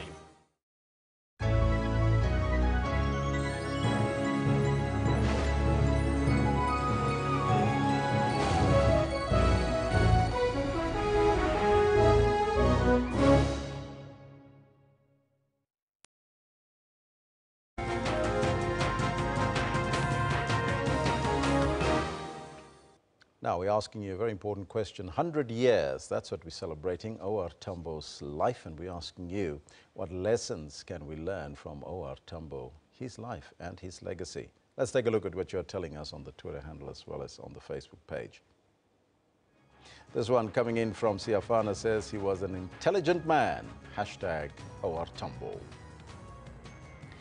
Mzolisi says the legacy of O.R. Tambo should be about ensuring of the Constitution impacting positively in the lives of our people, period. O.R. Tambo 2017 tweet, Minister Dlodlo is a very good minister and is very well spoken. She gave a great interview. O.R. Tambo needs to be remembered in our schools. Well, those are your comments. We'll read some more of them a little bit later. Meanwhile, it's happening today. The Nazareth Baptist Church, two rivals, the Shembe leaders Vela and Mduduzi, returned to the courts for the second time in a winner-takes-all civil trial today. Now, the two have been embroiled in a leadership tussle since the death of the church leader, Vembeni Shembe, in 2011. Mduduzi is Vimbeni's son, while Vele is the late leader's cousin. Mduduzi is appealing a Durban High Court ruling which went against him. The matter will be heard by the full bench of 3 judges in the Pietermaritzburg High Court today. The court dispute resolves around the deed of the nomination drawn in 2000 by the late leader, which nominated Vela to be a tutelar, the head of the church. The church's most prized assets, which include vehicles, homes, livestock and bank accounts said to be worth over 60 million rand, remain frozen due to the pending matter in court. We'll bring you an update on that story as it unfolds in Durban. Meanwhile, 3 female suicide bombers have been killed and 13 people and wounded 16 in the northeastern city of Maiduguri. Security officials say the first bomber detonated her explosive belt in front of a small restaurant in the capital of Borno State. The 2 other bombers then followed, resulting in the injured. The police commissioner, Damien Chukwu, confirmed that 3 suicide bombers suspected to be Boko Haram insurgents detonated the improvised explosive devices at different locations, killing themselves and other locals. The first blast occurred at a bus station, Muna Garage, at about 8:20 p.m. local time. 2 female bombers also blew themselves up at Muna Delti, a few meters from the scene of the first explosion. And that's why we're asking you this question on the poll, and we want to know from you, do we in Africa, do we really take terrorism seriously? Let's take a look at the poll quickly before we cross over to Life is Demanding. Let me just put up the poll for you to see what the numbers suggest in relation to that. How serious do we take terrorism in Africa? There you have it. 232 votes in, 81% are saying yes, say no rather, and 19% are saying yes. We'll read your comments on that a little bit later, but right now, Life Isidemeni, the arbitration process just got underway. Let's see if we have that link. Not yet, but let's take a look then at some of your comments before we go to Isidemeni. Let's see if there's any comments coming through from the question that we pose on the poll. This one coming from Desley says, no, because there is politics involved. The Western and Europeans, they fund who to kill, just like what is happening in Libya. Well, there you have it. Those are some of your comments, but right now, as we indicated, Life is Isidemeni. The arbitration process just got underway. Let's go there live. No, not yet ready. So it seems like the link is there, but we haven't got the audio as yet, so we'll just keep it for a little while. Let's now say in Africa, Kenya has received its first batch of ballot papers ahead of repeat presidential elections on Thursday, with Pope Francis calling for constructive dialogue as political tensions rise there. Kenya Supreme Court cancelled the August elections, citing irregularities. Main opposition leader Raila Odinga has said that he won't participate in the poll. President Uhuru Kenyatta insists that voting will go ahead as planned. The first batch of ballot papers for Thursday's fresh presidential election have arrived in Kenya from Dubai. A statement from the Independent Electoral and Boundaries Commission said the batch comprised of packages from countries that are far away from Nairobi. We've received 16 tons of ballot papers for the fresh presidential elections, which will be held on Thursday, the 26th October, 2017. We are still expecting more to come. This is the first batch of the ballot papers. 2 other consignments were expected to arrive on Monday and Tuesday. Kenya's Supreme Court annulled the first elections held in August and won by incumbent Uhuru Kenyatta over procedural irregularities. Now the opposition, led by Raila Odinga, says it will boycott the election rerun if their demands are not met, including sacking the chief executive of the Electoral Commission, Ezra Chiloba, who is officially on a 3-week leave and will not be involved in the election. On Sunday, Kenyans prayed for the elections rerun and the country. The Independent Electoral and Boundaries Commission said that the elections will go ahead, and President Kenyatta has insisted the vote must be held. Those who wish not to vote, I promise you that your rights not to vote shall equally be respected. But we must remember that no right supersedes the other. We are telling Uhuru Kenyatta, you are not facing these innocent Kenyans.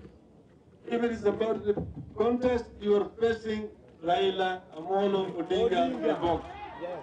Odinga accuses the Electoral Commission of failing to carry out reforms, including the ouster of some officials accused of bungling the August elections.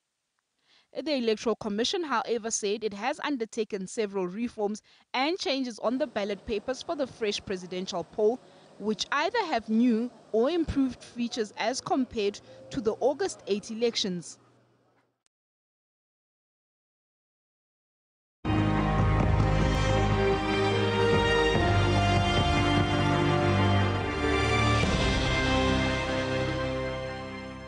Here at the SABC, we're celebrating 100 years of O.R. Tambo. Let's now take a look at the former ANC president and liberation stalwart Oliver Reginald Tambo's profile.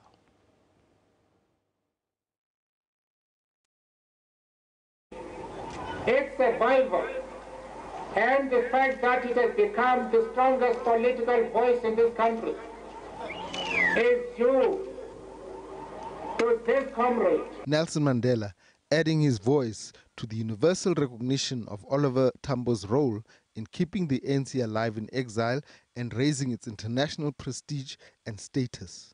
The son of this Bizana homestead in rural Eastern Cape, Oliver Reginald Kaizana Tambo, or OR as he was popularly known, was educated at a local mission school before moving to Father Trevor Huddleston's St. Peter's Secondary School in Johannesburg. Tambo went on to study science and maths at Fort Hare, where a year later he was expelled with 45 others for leading a class boycott. In Johannesburg, Tambo joined a small network of young African intellectuals who wanted to change the ANC, from one addressing the African elite to one involving the mass of uneducated and unskilled black workers. By the 1940s, the group's idea of a national body of the young was realized with the formal acceptance of the Youth League by the ANC, with O.R. Tambo becoming national secretary. By 1948, Tambo and League Treasurer Walter Sisulu rose to the ANC's national structures, reflecting the youth's growing influence. The emergence of the youth coincided with the rise of the National Party, with its harsh laws against the African majority. As League Secretary, Tambo was key in preparing the program of action, with its boycotts, strikes, and general civil disobedience. Tambo, who had been studying law by correspondence, left teaching to set up a legal practice with Nelson Mandela and to run ANC campaigns. In the mid-1950s, Tambo rose to the presidency of the influential Transvaal ANC, and soon after, the ANC Secretary-General position. With banning orders and other restrictions in place, Tambo was unable to attend the Congress of the People in June 1955, despite being part of the Freedom Charter's drafting. His role in the Congress of the People earned him a place among the 156 accused in the treason trial of 1956, one of the country's first mass trials. Along with ANC President Chief Albert Luthuli, Tambo was acquitted after the preliminary hearings. Tambo's influence increased with the restrictions, bannings, and jailing of many ANC leaders, leading eventually to his election as ANC Deputy President at the 1958 conference, which he had chaired. In 1959, Tambo headed an ANC Constitutional Commission, whose endorsing of non-racialism and the Freedom Charter led to the Africanist Bloc breaking away and later forming the Pan-Africanist Congress. Within a week after the horror of Sharpeville, Tambo left the country to set up the ANC's mission in exile and mobilize international opinion against apartheid. Initially, Tambo got a number of African governments to provide military training and camps, following the ANC's adoption of the armed struggle. By 1990, all permanent members of the UN Security Council, bar China, were among 27 countries that had ANC missions. After the death of Chief Albert Luthuli in 1967, Oliver Tambo became acting ANC president. In 1991, Oliver Tambo suffered a second stroke, his second in 2 years, leading to extensive medical treatment in Sweden, where Nelson Mandela came to see him for the first time in 3 decades. He returned to South Africa in 1991 after over 30 years in exile. At the ANC's first legal national conference inside South Africa, In Durban in July 1991, Oliver Tambo declined to stand for any position. A new position, that of ANC National Chairperson, was created in his honor. In the early hours of April 23 in 1993, Oliver Reginald Tambo passed away after a heart attack and was honored with a state funeral. In the eyes of many across Africa, Europe, Asia, and the Americas, Oliver Tambo is highly regarded among the post-war generation of African nationalists.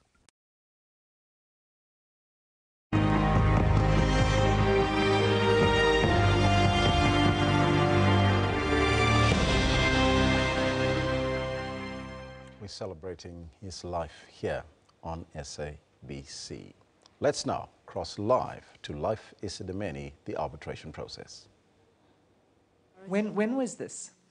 It was in that space of trying to find, because I spent the whole of it was July and August. Sorry, I spent the whole of June just trying to trace Virginia. So it was in that space of July. July 2016. Yeah. Well, can you tell us what happened next then? Well, eventually. So towards the end of beginning August, we were actually supposed to see Virginia. And at that time, I had car problems, so I had to wait till end of August to go and see him. So I didn't get to see him. Where was your sister? Well, on the 25th of August, I got a call from Ethel, who said to Ethel me, who? Ethel Ngube. And she said to me that my sister had passed, and my sister had been with her for 6 weeks. 25th August 2016. Yes. And you say that she said your sister had been with her. Where exactly? She said it's Precious Angels. Did you then go to Precious Angels? Well, immediately after she called, we drove to Atteridgeville. And I called her saying that we were coming. We drove to Atteridgeville. When we got there, we had to park outside of Calafong, waiting for her. And we kept calling her, but she never arrived. She informed you of your sister's passing. Did she tell you on what date your sister had passed? She said that she had passed away on the 17th of August. So did you say you were outside Calafong Hospital? Yes. And we waited for her, and we called her because we wanted to obviously identify my sister and also just to see where she had passed. So did you never actually visit Precious Angels? No, she wouldn't. In that entire time, she would not give us the address or tell us where it was. And how then did you... Where was Virginia if she was not at Calafong, or was she at Calafong? Well, according to Ethel, she was with her, and she had been for 6 weeks. But once she passed away, was she taken to an undertaker? She was taken to an undertaker called Put You to Rest, which has offices in Atteridgeville. So is that where you went to well, locate her? How did you know she was at Put You to Rest? Well, we didn't know, but that first day when we drove there, we never got to see Ethel. We never got any answers. So we had to go back the next day and the day after. And the second day, when we went to Atteridgeville, she had us waiting for, because we got there about 8 o'clock in the morning, and we waited till about 2 o'clock in the afternoon. What date was this? This was on 27th of August. So we waited outside of Calafong again, waiting for Ethel, and she never showed. But instead, the undertakers from Put You to Rest came to pick us up. Well, not pick us up, but we had to follow them to their facility. And when we got there, they just told us, well, they wanted to talk about funeral arrangements. And I said, but we can't do funeral arrangements when we haven't identified my sister yet. And so did they tell you where Virginia's body was? Was it in their possession? They said to me that they had to move her to Roslyn, which is not too far from Atteridgeville. So they said we could actually go and view her there. Roslyn. Roslyn, yes. Who would have said that? Put you to rest people? Yes, put you to rest people. So did you then travel to Roslyn? Well, we followed the gentleman, but we didn't go to Roslyn. We actually went to a place called Hebron, which is quite a distance from. You actually had to pass Soshanguve to get to that place, from Atishbang. So it was quite a distance from where we were. Which province is Hebron in? If I'm not mistaken, I think it falls under Northwest. I think it's part of Northwest. I'm not too sure. But it was quite a distance from Atishbang. And there's a mortuary. You went to a mortuary in Hebron. It's actually more like a storage facility. And that's where we actually got to identify my sister. What do you mean it was like a storage facility? No, they didn't do funeral services and stuff. They literally just stored bodies, I think, for other undertakers. What was the name of the funeral home, the undertaker, the mortuary that you had to, where you had to identify Virginia's body? I think it's Tokelo Funerals or Undertakers. Kotelo. Kotelo, yes. And did you then identify your sister's body? Yes, I did. Were you alone when you did this? I was with my husband. And were you then, were you able to secure the release of your sister into your custody?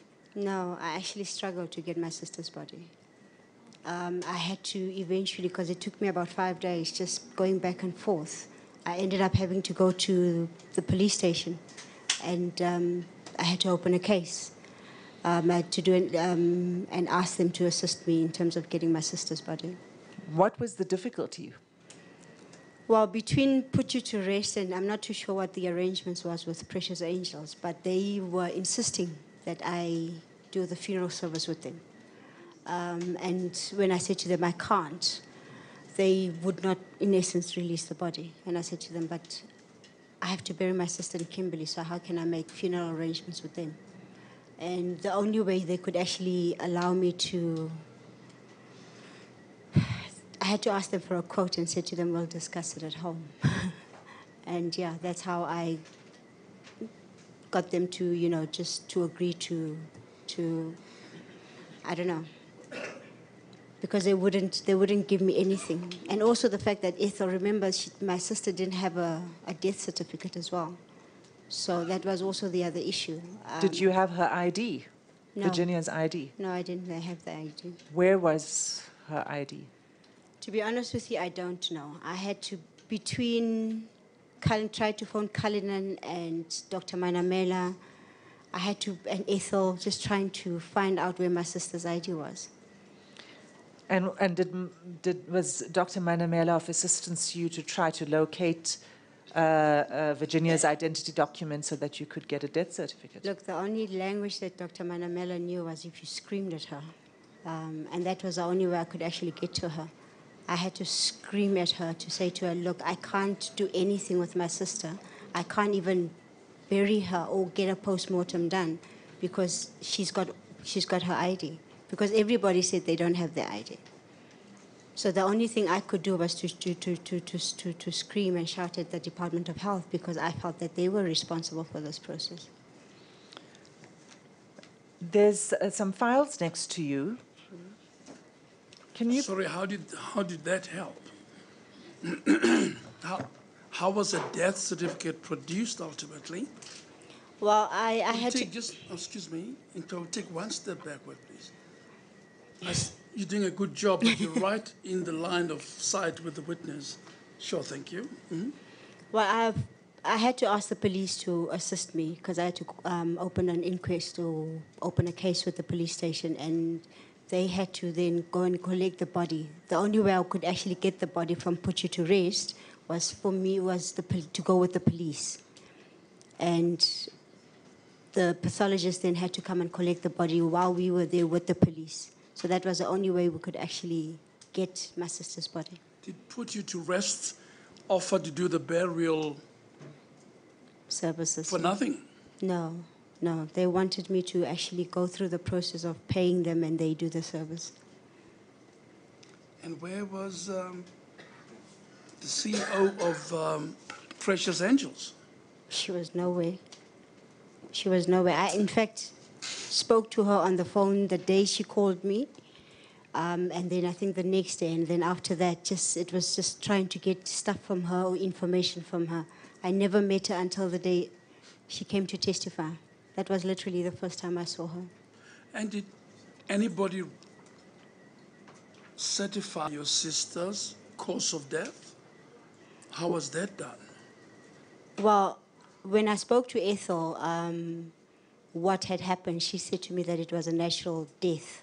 But the only people who actually got to see my sister was the paramedics. So she literally was not, by a doctor, she was not seen. So other than the report from the paramedics, there was nothing else. And in Hebron, how was your sister kept? Where? Well, we only got to see her on the steel table. So as to how they store the bodies, I can't say.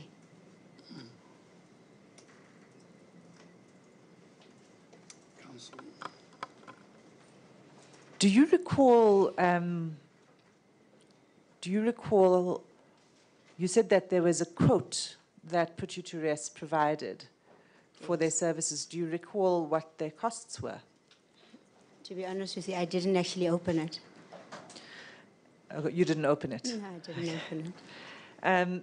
When you spoke to Ethel on the phone, Ethel Ncube, she called you to inform you of your sister's passing. Yes.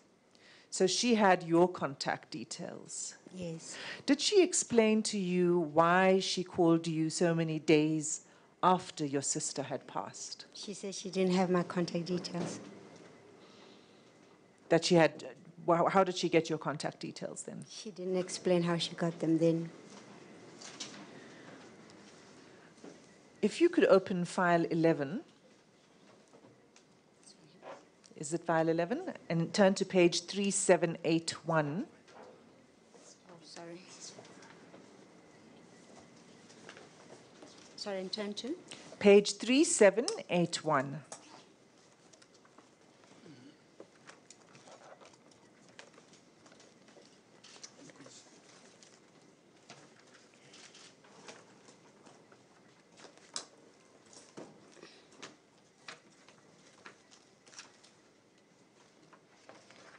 You there? Yes, I am.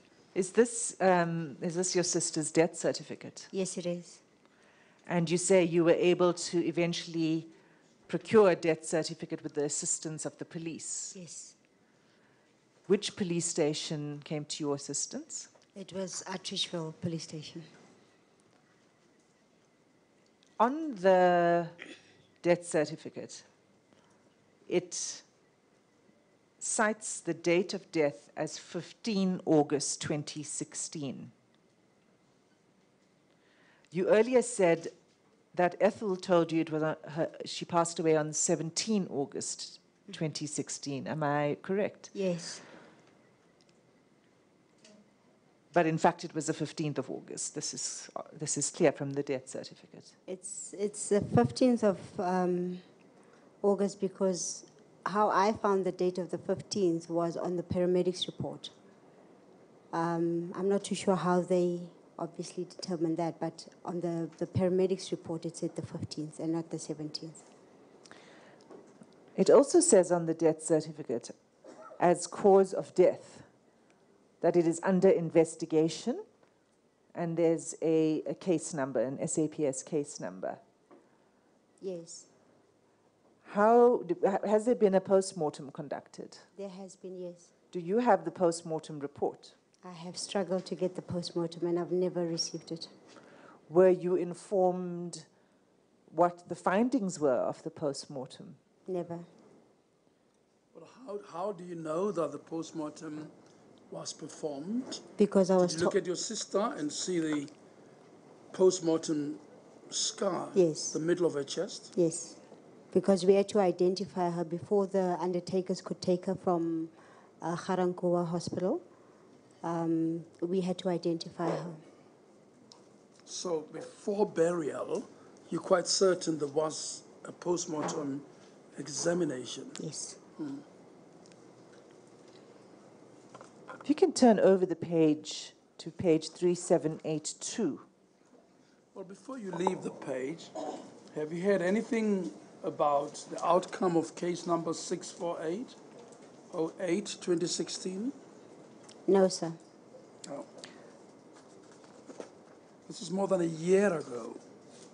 Yes. And you haven't heard from the police? No.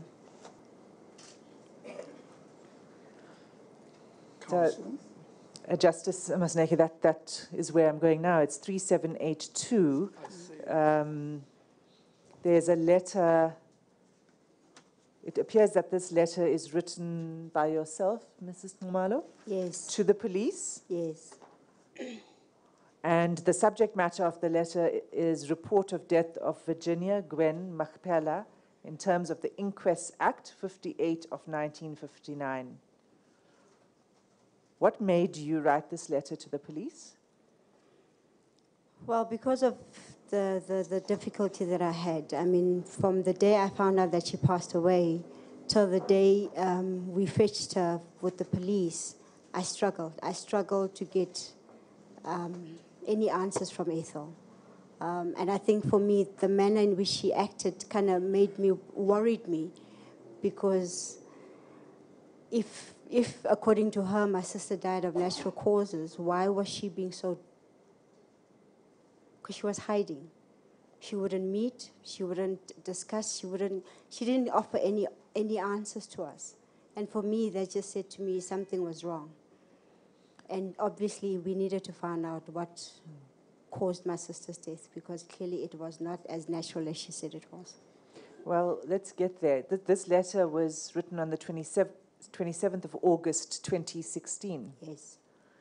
And in paragraph 12 of the letter, you say that Ethel further advised me that a post-mortem assessment was conducted and my sister's death was found to be natural.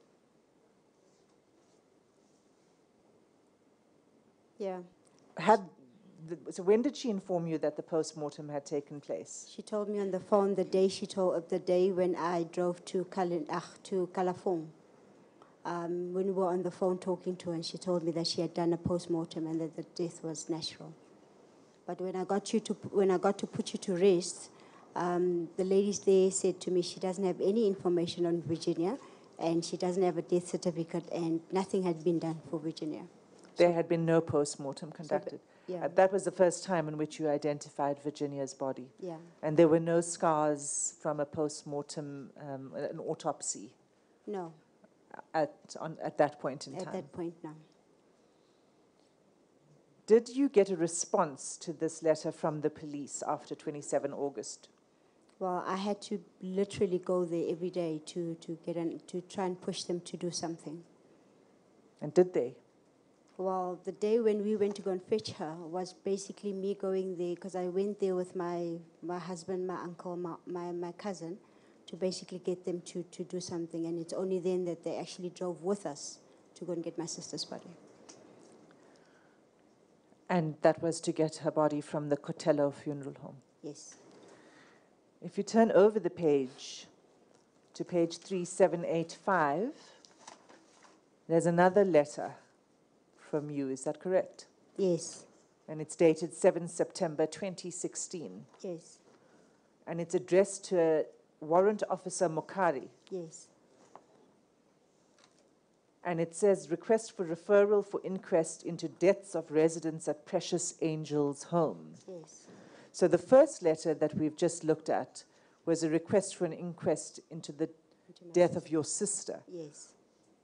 This letter is for a request for inquest into deaths of other residents at Precious Angels. What made you write this letter?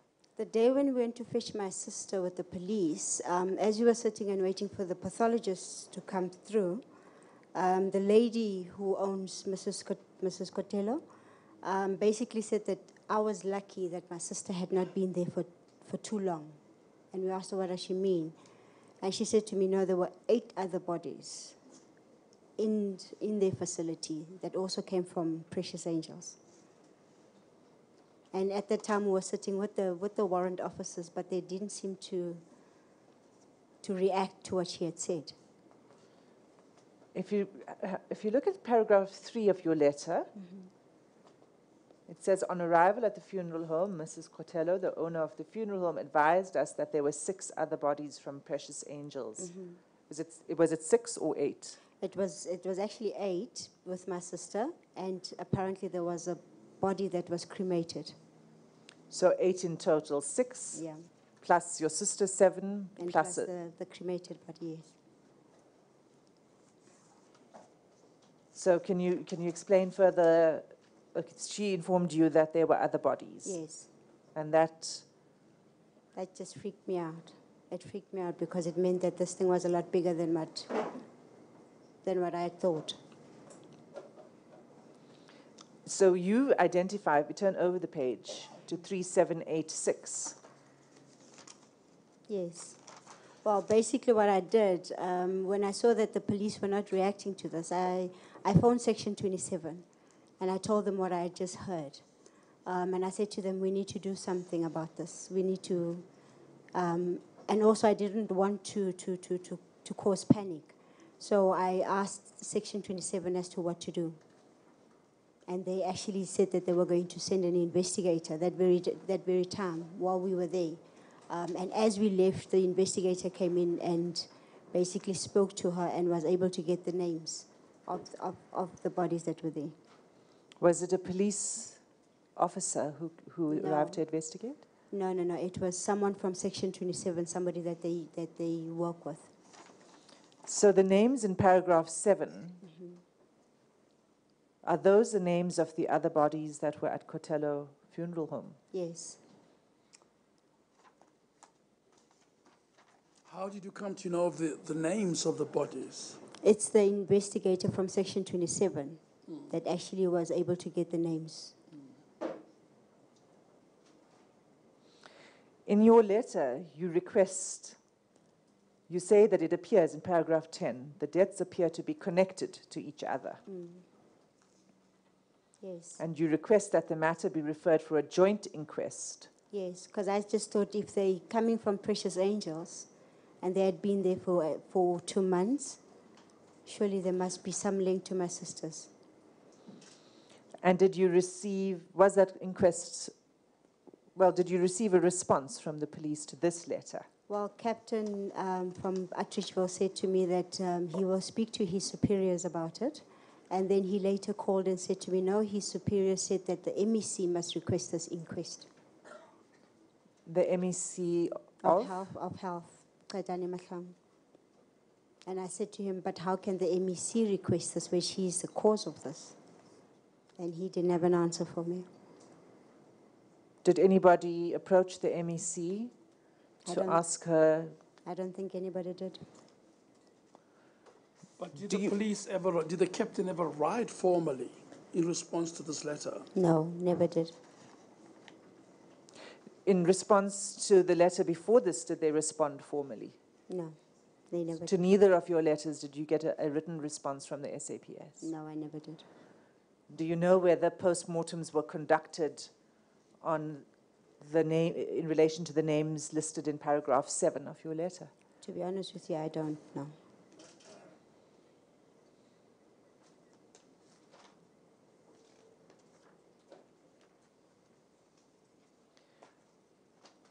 When was your sister laid to rest? She was laid to rest on the 3rd of September. And where? She was laid to in Kimberley.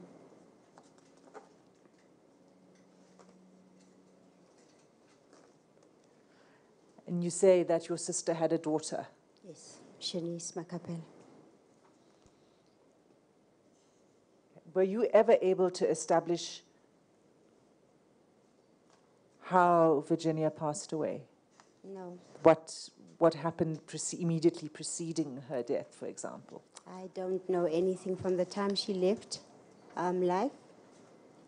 I mean, there's nothing. I was hoping that when Ethel Ngube testified that we would get some answers, but no.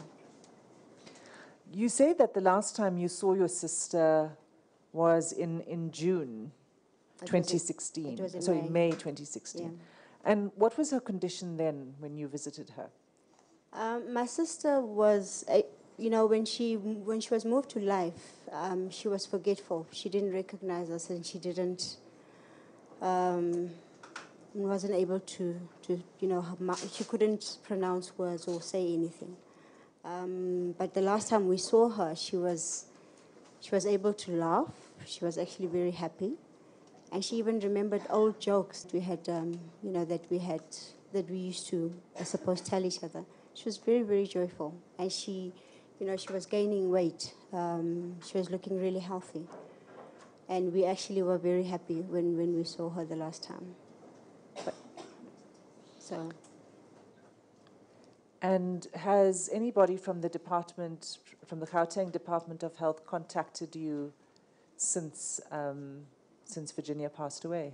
No, in fact, I'm the one who sent Dr. Manamela an email to say to her that my sister had died. And what was her response? Well, it was very cold. I don't even remember what she said, but I remember I actually responded to her saying, you know what, she can keep her condolences. Did the Gauteng department offer to pay for the funeral services? We got no assistance from the Department of Health, none whatsoever. And that's what we told the Premier as well when he called us to a meeting. I think it was the 5th of December. 2016. 2016. And we actually told him that, you know, now they're coming forward as if they had assisted us, and we had been going through all this by ourselves with no assistance from them. You say the Premier called you to a meeting on 5 December. Was it just you, or were there other family members? No, he announced at the legislature that he's going to be meeting with families, and we didn't know about that. And suddenly after that, we started getting calls saying we've been invited to meetings. And a lot of us didn't want to attend because we thought it was very arrogant of them to actually tell us that we're going to be meeting when in actual fact they had not even spoken to us about it. But you did attend the meeting, did you? Well, I think it was curiosity really, because we wanted to hear what they were going to say. Where was the meeting? It was at Khotso House in, I think it's Main Street in Johannesburg. And at that meeting, did you then get an explanation as to why your family members had to be moved from life esidimeni? No, the way they had structured the meeting, it was just like a government event. And it was just like what? It was just a typical government event, you know, where they have banners and they had, you know, people attending. But no answers were given to us. Instead, you know, they were basically saying they're going to offer us services, counseling, and etc., and they were going to hold our hand. But they didn't really understand what was going on.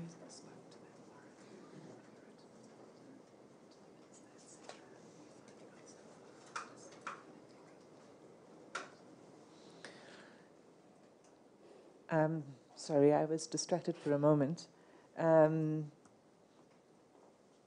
Did you, at that meeting, receive any offer to pay for the funeral services? And what was the cost of the funeral services? I don't know. I don't know. I'd be lying to you. If you have regard... A rough estimate? Probably in the region of about 40. 40. That's 40,000. 40,000, yeah. If you may pull out file 3.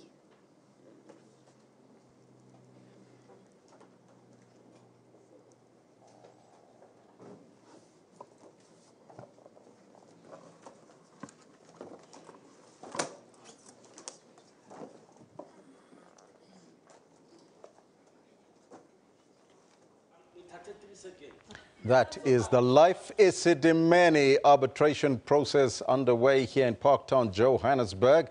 We'll go there live in a short while again. But right now, let's remind you of your top stories this hour at 1100 hours.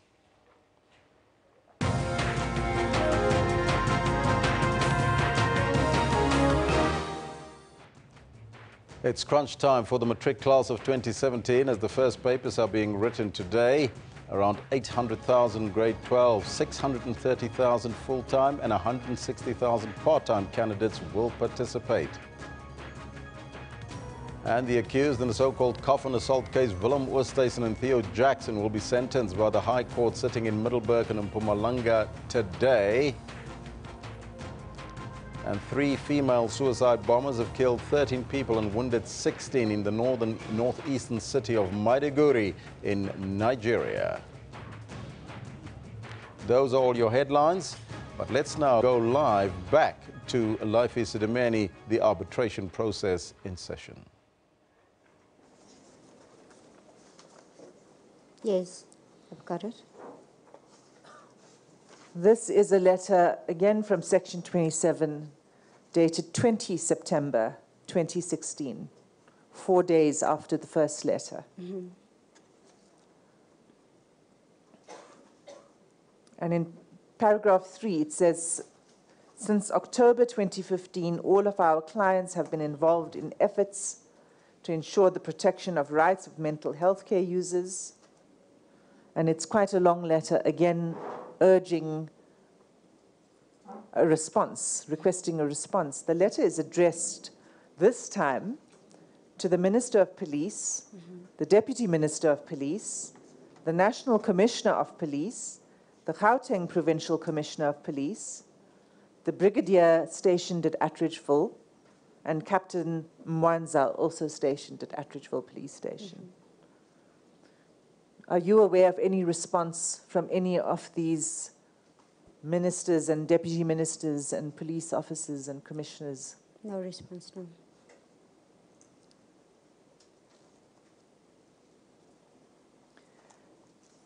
And you say that you've never received the post-mortem report?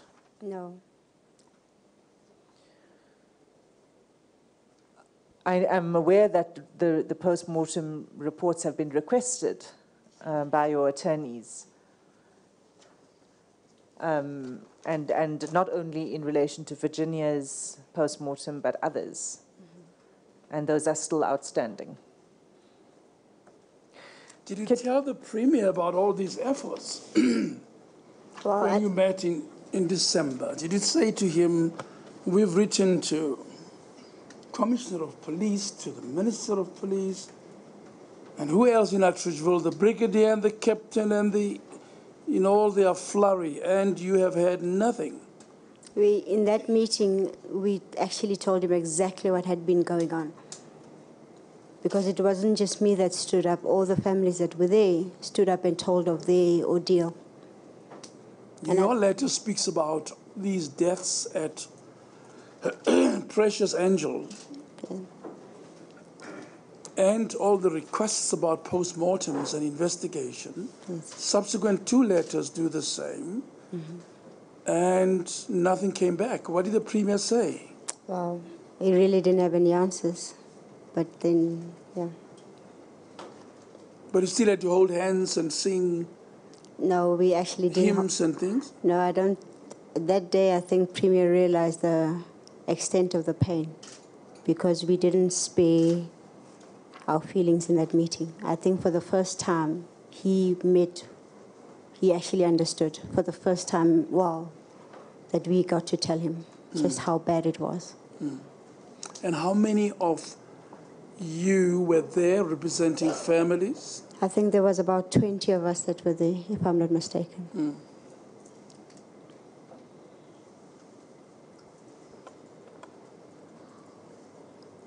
In February 2017, there was a healing ceremony that was held for the families. Did you attend the healing ceremony? The healing ceremony was actually as a direct request in that meeting that we had with the Premier on the 5th.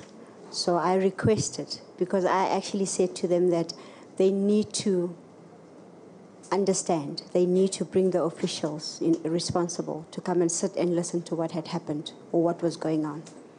And yes, I did attend. Where was the healing ceremony? It was at Freedom Park in Pretoria. And did the Gauteng Department of Health officials attend? Some of them did. Who attended? It was obviously the the MEC, the current MEC, and just a few, but there were more people from social development. So you say the current MEC? The current MEC, yes. Was the former MEC present, MEC Mahlangu? No. Was Dr. Manamela present? No. Was Dr. Selabano present? No. Was anybody who was there at the time of the Marathon Project present to hear to hear from the families and to be part of the healing process? To be honest with you, I think there were just a few junior government officials that were there. And Mr. Musinogi, was he there? I'm trying to think. I don't recall. You don't remember? Yeah. No. But none of the biggies were there, were they? No, none of the biggies were there, Judge.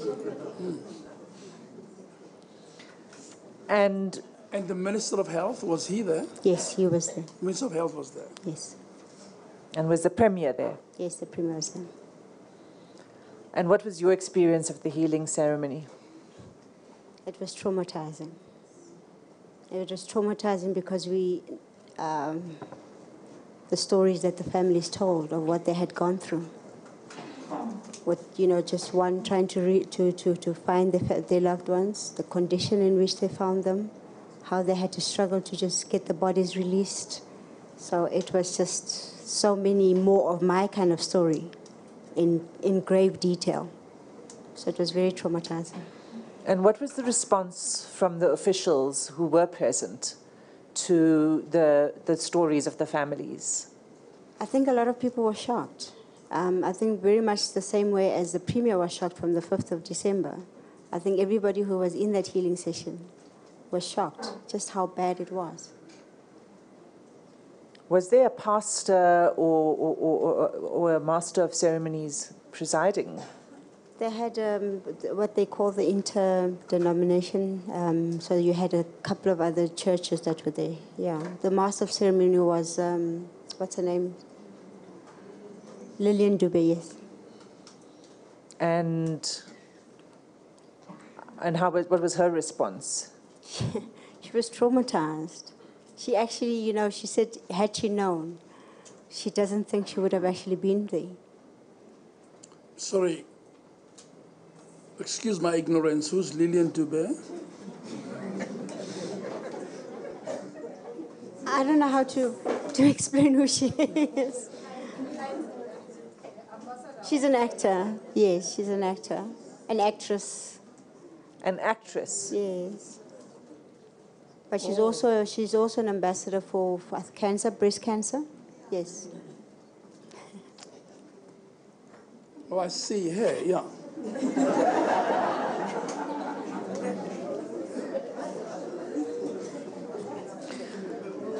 And were any other events or meetings held between the department and the families after this healing ceremony?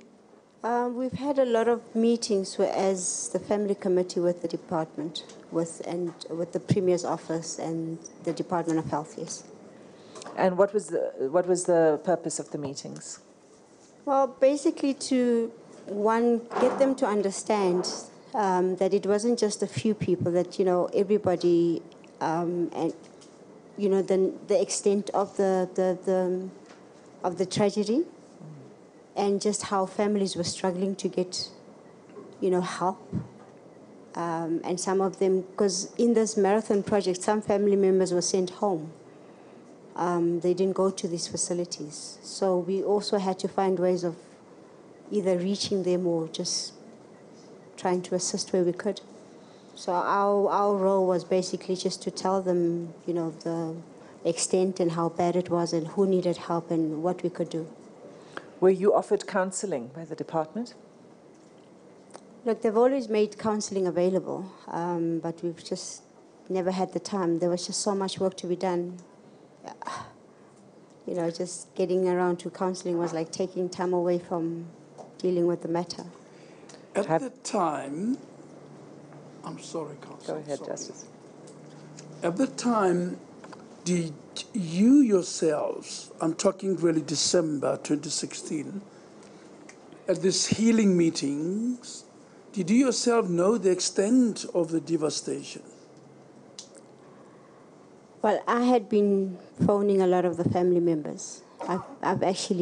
We literally had to fight with the department to get the list of family members.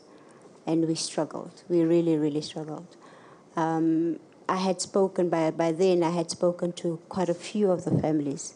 So I had an idea, but when we got to the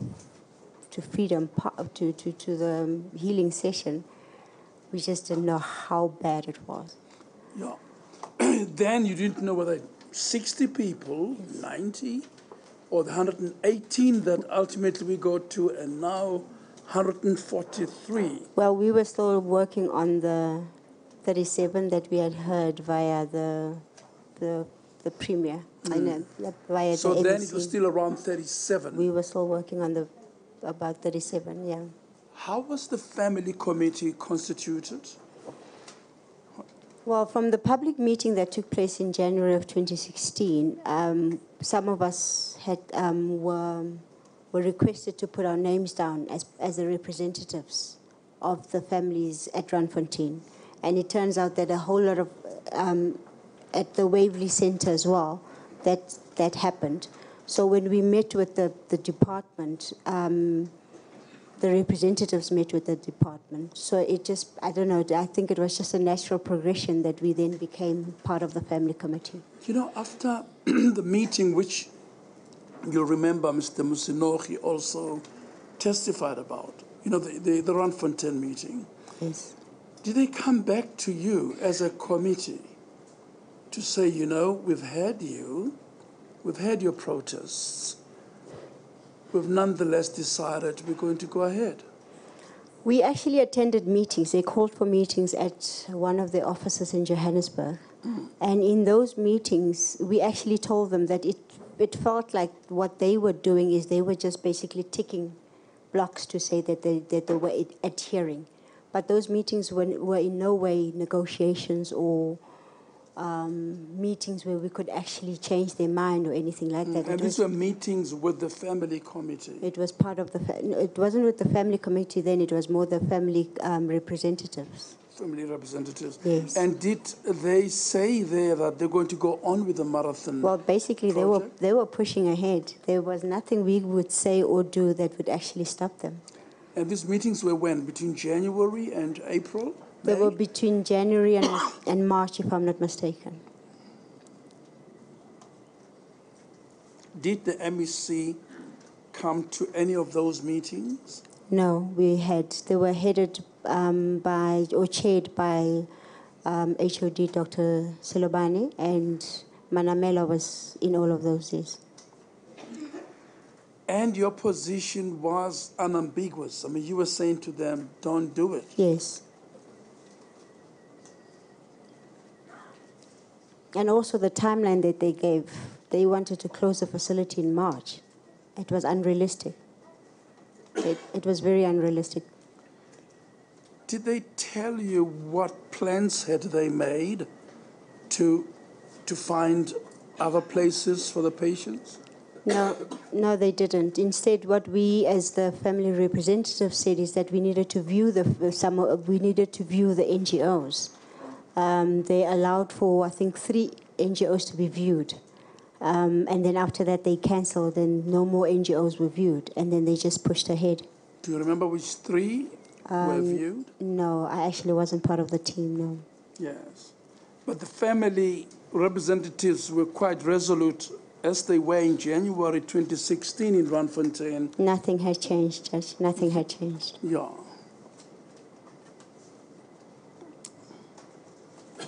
And did you tell the Premier this, that we have been telling your HOD? No, before I get there, Mr. Musinohi says that the MEC was present at the meeting in Randfontein.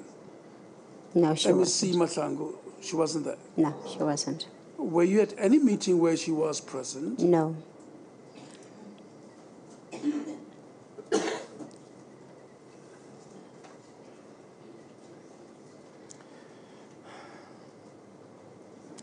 So to you, to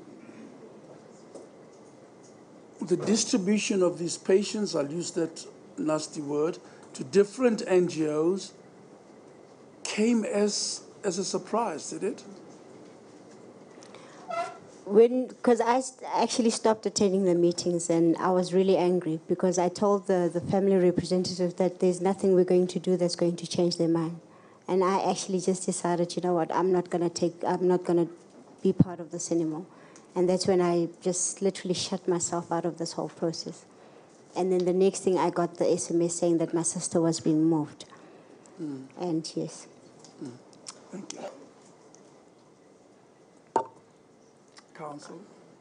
Mrs. Nxumalo, were you aware of the litigation that took place in December 2015? I was aware, yeah.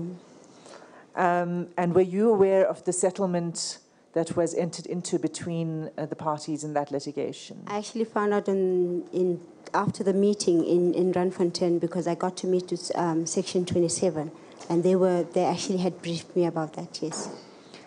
So the purpose, were you informed that the purpose of the settlement was to have a meaningful consultation between the department and the families, so that any transfer that took place of the patients would happen in a way that protected their rights and in which they would get an equal or better standard of care? Yes.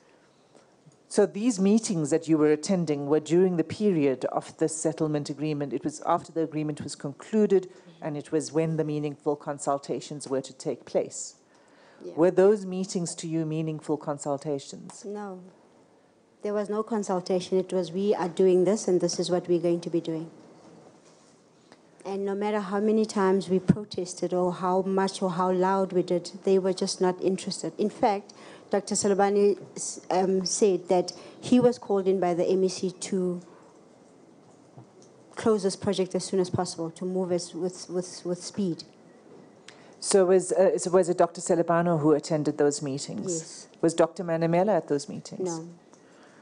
And you say you conveyed... No, Dr. Manamela was at the meetings. She was at the meetings? Yes, she was. Do you still have file 3 open before you? Yes. Can you turn to page 1124?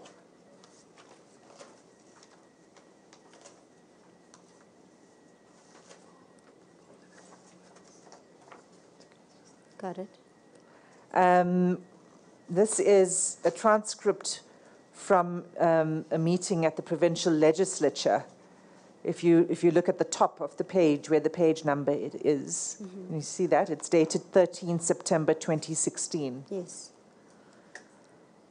And at this meeting, the MEC was questioned about the marathon project. By this meeting, you mean at the legislature? Sorry, at the legislature, at the legislature. meeting of the committee, of the portfolio committee. I see. About halfway down the page, there's a paragraph that begins, just answering your question. Do you see that? Yes, I do. That is the MEC speaking at this point, MEC Mahlangu. And she says, just answering your question, specifically, out of all the 122 NGOs that have been providing health care, mental health to patients throughout the years, and only 8 new NGOs that we are talking about, we only received 1 complaint from 1 NGO that was not registered properly, operating at the Cullinan Rehab Center, and that NGO has finally been dismissed. So this is 13 September 2016. This is after the meetings that were meant to be consultations with the department took place. This was after those meetings in which you say you raised concerns. But this paragraph suggests that there was only 1 concern raised in relation to 1 NGO. How do you explain that, if you can? For me, this is just what the department had been doing all along, trying to create an impression that everything was fine and that NGOs were in place. If you turn over the page to page 1125. Sorry, Counsel. Would the witness know what the MEC meant when she says they went to court and everywhere else, and we have concluded our work on them. What does she mean by that? Do you know? It's a pretty arrogant statement, isn't it?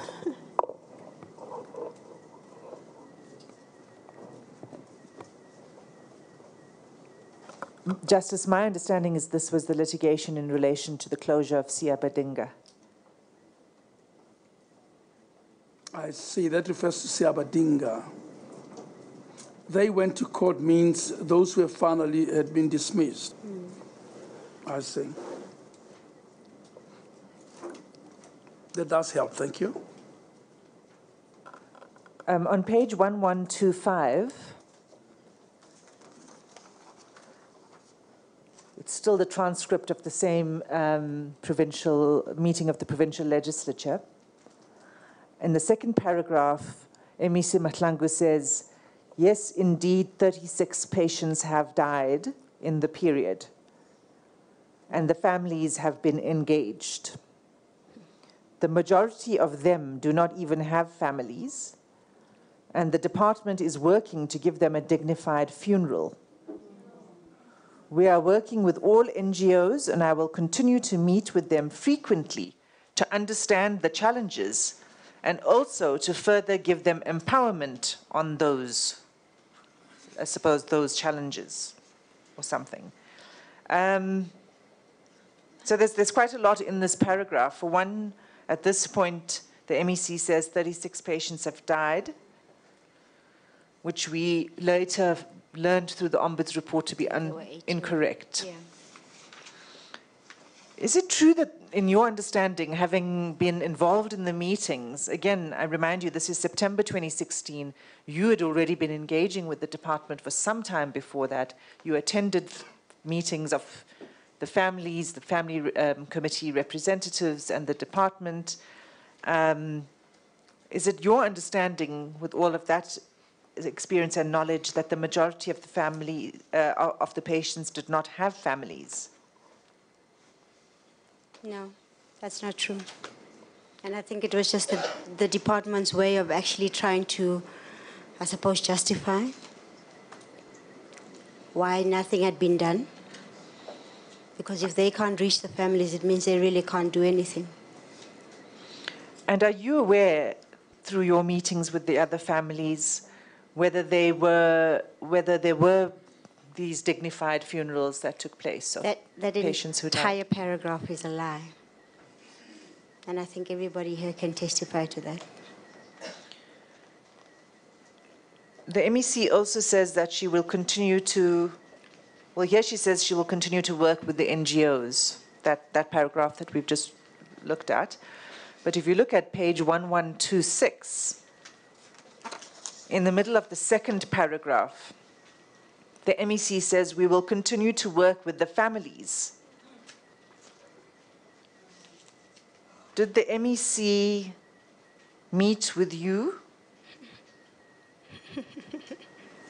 No. Are you aware of whether the MEC met with any other family members? No.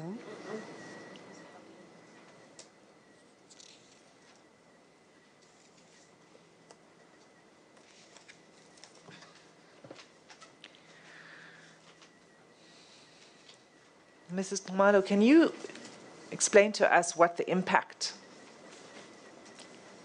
of the loss of Virginia has been on you and your family?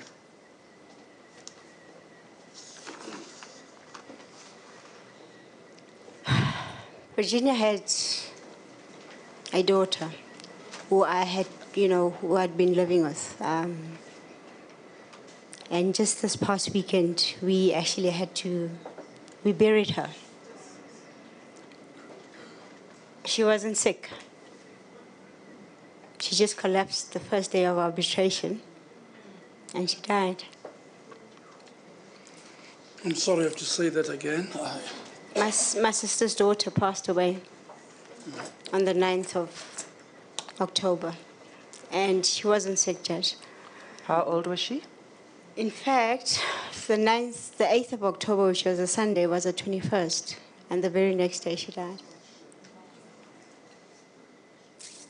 And did she attend the arbitration on the 9th? It was, you say it was the first day of the arbitration when she collapsed. I had asked her to attend with me,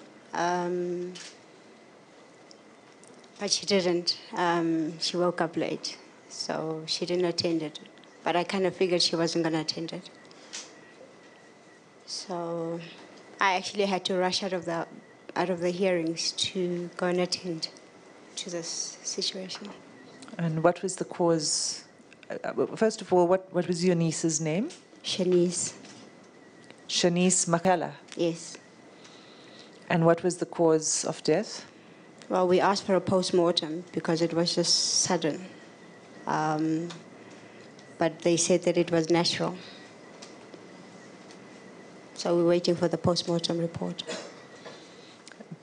But what was the cause? Was it a cardiac arrest? We don't know yet.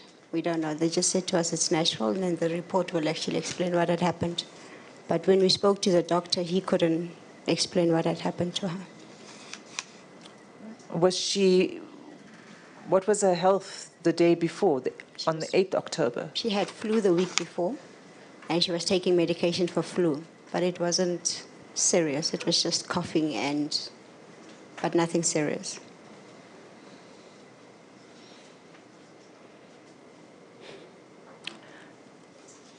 How did Shanice react to the news of the death of her mother? She was devastated. She and her mom were very close. I think the only time they got separated was when she had to be in a facility. That was literally the first time that they had actually been apart. So it was very devastating. And I also didn't realize the extent of it, because all I could do was just to try and make her comfortable and, just keep her informed about what was happening and how everything was going. So I thought if I inform her about, how far we're getting with this whole arbitration process, then, it would give her comfort that something is being done, so that her mom's death is not in vain. But I suppose it was a bit too much for her. How did Shanice react when you couldn't find her mother in the period of time when you did not know in which NGO she was placed? Between me and her, we actually made the calls. Every single day we would actually make the call and would, write down what happened or whatever. And she didn't have a reaction. It was almost like she was numb. But she knew that we needed to find her. And I suppose that's what we were focusing on at that time. If you were to be offered counseling by the department, would you take up that offer? To be honest with you, I've been working with SADC, and they've assisted us with counseling.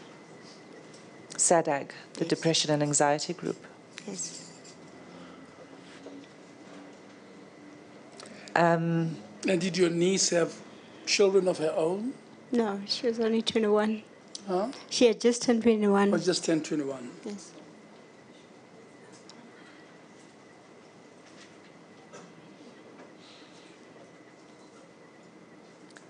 Is there anything else you would like to say about this experience and its impact on you? And is there anything else you would like to say to the government as we try to seek redress for the families? It's been a very long road, painful, very long road. Our understanding that when we started the arbitration process that we were going to get answers. But all the officials, your Daphne Ngube, even your Ethel, they have not offered any answers. And that makes me angry. We haven't received, in fact, what they were doing rather is that they were protecting themselves. They haven't offered any answers. It's 2 weeks, we're in the 3rd week now. We are exactly where we were when we started the process. And that has not offered us any comfort. I was hoping that Ethel would not come in here and cry her crocodile tears and rather say what had happened to my sister and why she lied about the date of death. Not to come and cry and feel sorry for herself. Mosenoche, he hasn't said anything. He was a project leader. He did not say anything. So that makes me really, really angry. Because I am nowhere near where I was when we started the process. I don't have any answers. And I still don't have my post-mortem, so I don't even know what happened to my sister. So how is this process helping me right now? It's not. So this process is supposed to start the healing process, but it's not. And that's what I would like to say. Are there any other government officials that you would like to hear from? Obviously, we want to hear from Dr. Manamela. We also want to hear from Kadani Mahlangu. She needs to come and testify. She needs to come and tell us what happened. She needs to come and tell us what happened. She signed off on all of this as the MEC and the HOD as well. They need to tell us what they were thinking. Even with us warning them and protesting, we did everything to tell them that they shouldn't. But they went ahead anyway. How do we, you think, get rock bottom to how exactly each of the patients died? Well, Judge, how do we come to know what killed your sister? Well, I share your concern. I think for me, if the post-mortems can be made available, that's the first thing, because I'd like to know what happened to my sister. But also, people like Ethel Ncube need to stop telling us what they think we need to hear and rather tell us that they were not able to feed the families or they were not able to feed the patients, or tell us what happened. Because she took on so many patients and she didn't have the facility, nor did she have the staff to do so. So obviously she couldn't feed those people. She probably didn't even wash them. And you had every one of them, with a few more coming, heads of NGOs, I've been told. But none of them has said to us, this is how the people under my care died. Yes. If anything, they've denied that the conditions could have led to their death. Yes. How do you say we extract that from them? They need to tell the truth, Judge. They just need to be honest. I think for them, they petrified that they're going to go to jail. So if they tell, that means they're admitting. So they're obviously not going to admit that they literally took part in the death of people. Yeah. So they're running away from saying, I did this, I couldn't feed them this day, and so died. They're not going to say that. Yeah, so we have the people who, we've had people who were actually in charge of the deceased, but virtually every one of them denied that the conditions that they had created led to the deaths. And you say, why do you think they do that? I don't know. They avoid going to jail, you say? That's true, Judge. And you add that that doesn't help with the closure. It doesn't help because none of us here have actually heard what had happened.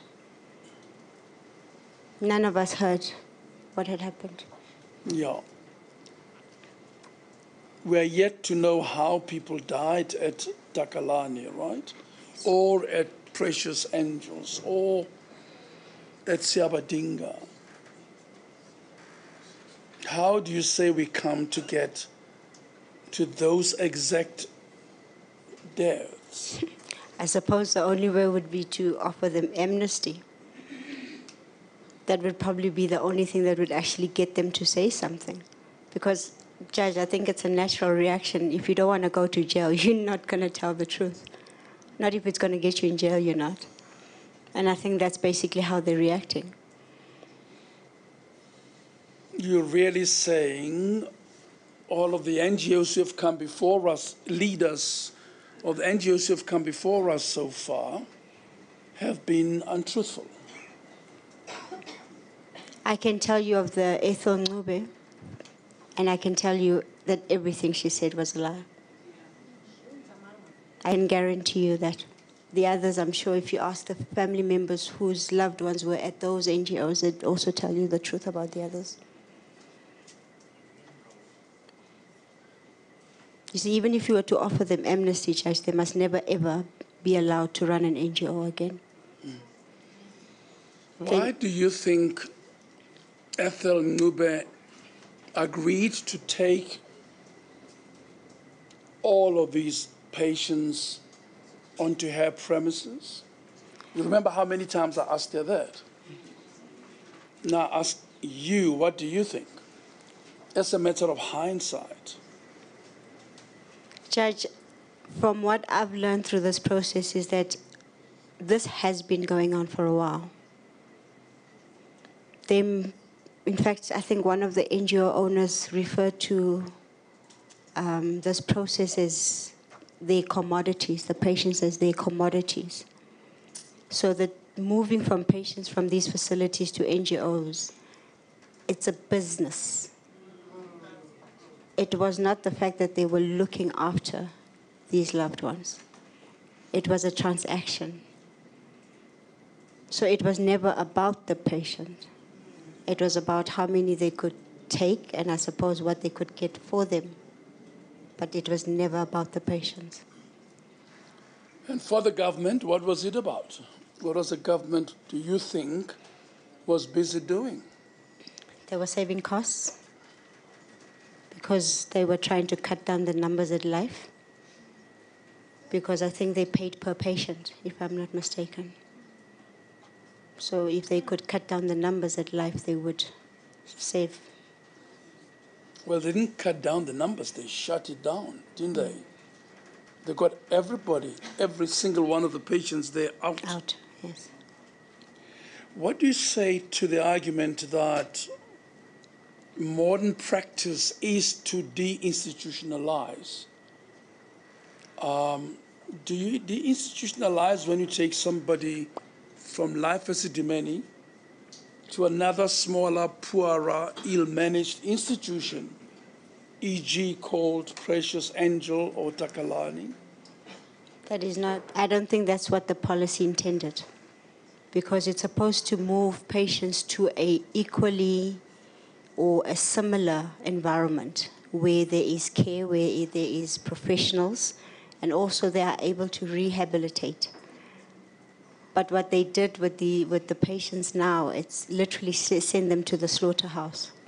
They literally slaughtered our families because they knew that they would not survive in those environments. I mean, Precious Angels, the house where my sister was kept or where her body was collected by the EMS, that is, she was on a wheelchair. She would not be able to access that house. So it was not designed to have patients, let alone patients with mental illness. So I don't think when they sent the patients to those facilities, it was for the betterment of the patients at all.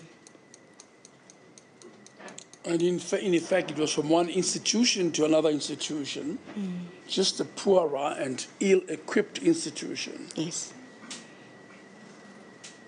Do you think people like Ethel Ncube wanted to make money or saw an opportunity to make money?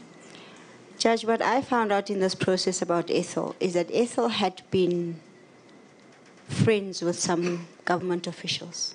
She seems to have relations with government officials. In fact, what we found out later on is that the house in Danville and Attridgeville, If I'm not mistaken, apparently it's either owned by a government official. So that's why they were able to give her patients to those 2 facilities.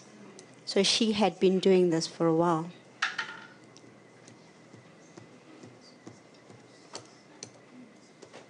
Do you suggest that she might have had a corrupt relationship with a state official? I believe so. Why do you believe so? Because when I, for example, when I asked my sister, I sent Dorothy from Anchor a message about, what had happened to my sister. And she responded on SMS saying, I think it was WhatsApp, not SMS, something like that. She said that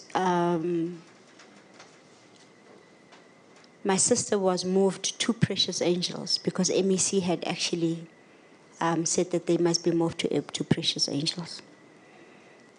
So obviously, if the MEC could recognize Precious Angels, it simply means that there must be some kind of known or some relation that actually allowed that to happen.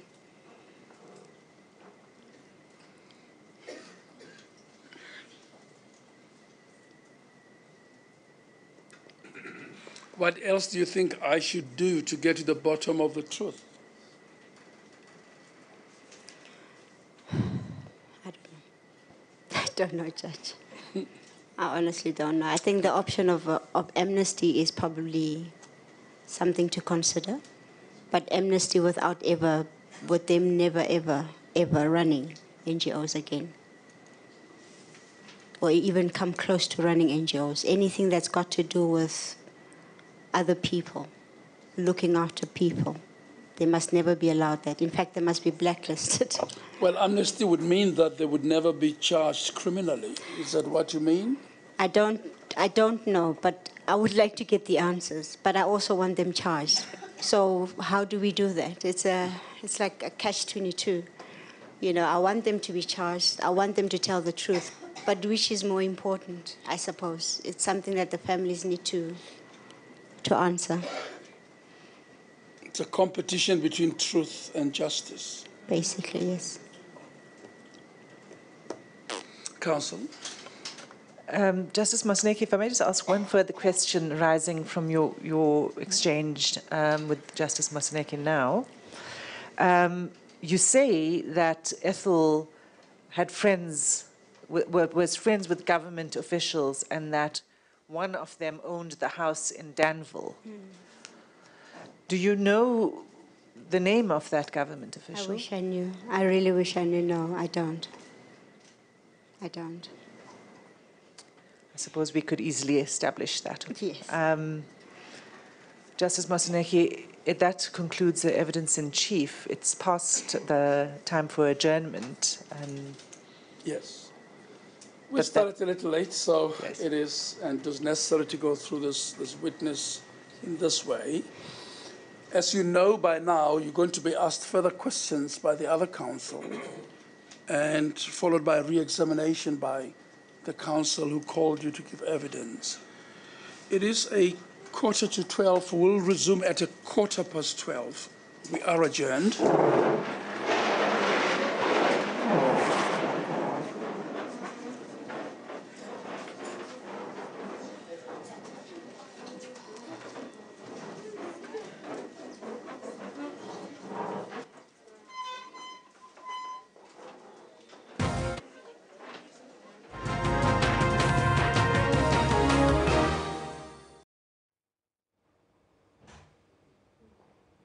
Well, that is the Life Isidimeni arbitration process here in Parktown, Johannesburg. It will continue just after 12:15. We'll probably go there back a little bit later live. But right now, let's take a look at your weather forecast as we end the program for Newsroom today. From myself, Elvis Presley, and Kendall Makamate, we say to you, arrivederci. Oh, thank you very much there. Let's take a look at what's happening with the latest weather details. Starting off with the African continent, your satellite image is looking like this. We've got a bit of cloud, and it seems to have a link with the the northern parts of the continent. And you can see some moisture coming down from the north and bringing along with it some welcome rains. And let's look at those rainfall probabilities. You can see cloudy day for most of the central parts of the country, but all the cloud it started overnight. Now it's moving towards the eastern part. We are expecting some scattered showers here over the central parts and later on this afternoon. Although for the first part of the day, the rain will seem to die down a little bit, but later on we're still expecting some more rainfall. In the east, we're expecting clear skies from Zambia into Malawi and Mozambique. And tomorrow is still a similar situation whereby we're still expecting that link to the northern parts, linking Namibia to Angola and of course to Southern Africa with that isolated chance of rainfall. Very light rainfalls are expected. Otherwise, cloudy days expected for mainly the eastern parts of the country, expecting Limpopo and of course Mpumalanga in the morning especially. You can see those partly cloudy conditions. Otherwise, clear skies once again for Zambia, Malawi and Mozambique. But looking at your temperatures later on, we are expecting a high of 25 if you're in Sutherland with those clear skies over the Northern Cape. While here along the coastal areas, we're seeing just partly cloudy skies with a high of 21 here in Cape Town. While most of KwaZulu-Natal stays warm for today, and we're expecting a high of 31 if you're there over the KZN province. In the northern parts, although we are seeing partly cloudy skies here over Botswana, there is a chance of rainfall as we're seeing Maun at 35 degrees. And of course, along the coastal areas of Namibia, we're still seeing some clear skies, but the temperatures are down. We're seeing a high of 24 if you're in Lüderitz. Francistown peaking at 33 today, and Zimbabwe mostly just partly cloudy day for today, highs in the 30s. Nampula is peaking at 31 with Moroni, where we're seeing partly cloudy skies. While the whole of Madagascar, we're expecting just a mostly clear day with a high of 27 in Antananarivo. Coming back towards the African continent, we're expecting those isolated showers. Just remember dropping down through the central parts of Angola in towards northern parts of Namibia. And in places like Kinshasa, we're expecting more rainfall in the Congo-Brazzaville side here, especially in the northern part. We can expect some heavier rainfall, while along the coastal areas of Kenya, Mombasa can expect in excess of 100 to 200 millimeters of rainfall for the next 2 days. We're seeing the high day at 29 degrees. Juba is peaking at 33. Looking at the northern parts, clear skies from Mauritania towards Algeria, and of course including places like Niger and Chad. While tomorrow we're expecting just isolated showers here along the coastal areas. For today, though, just note that there is a break there in Ghana. We're not expecting any rainfall, and some heavy rain, especially over the central parts of Cameroon, are expected, with highs also in the hundreds of millimeters. Maximum temperatures in Agadez peaking at 37, and that's all I have for you today. Stay tuned to SABC News.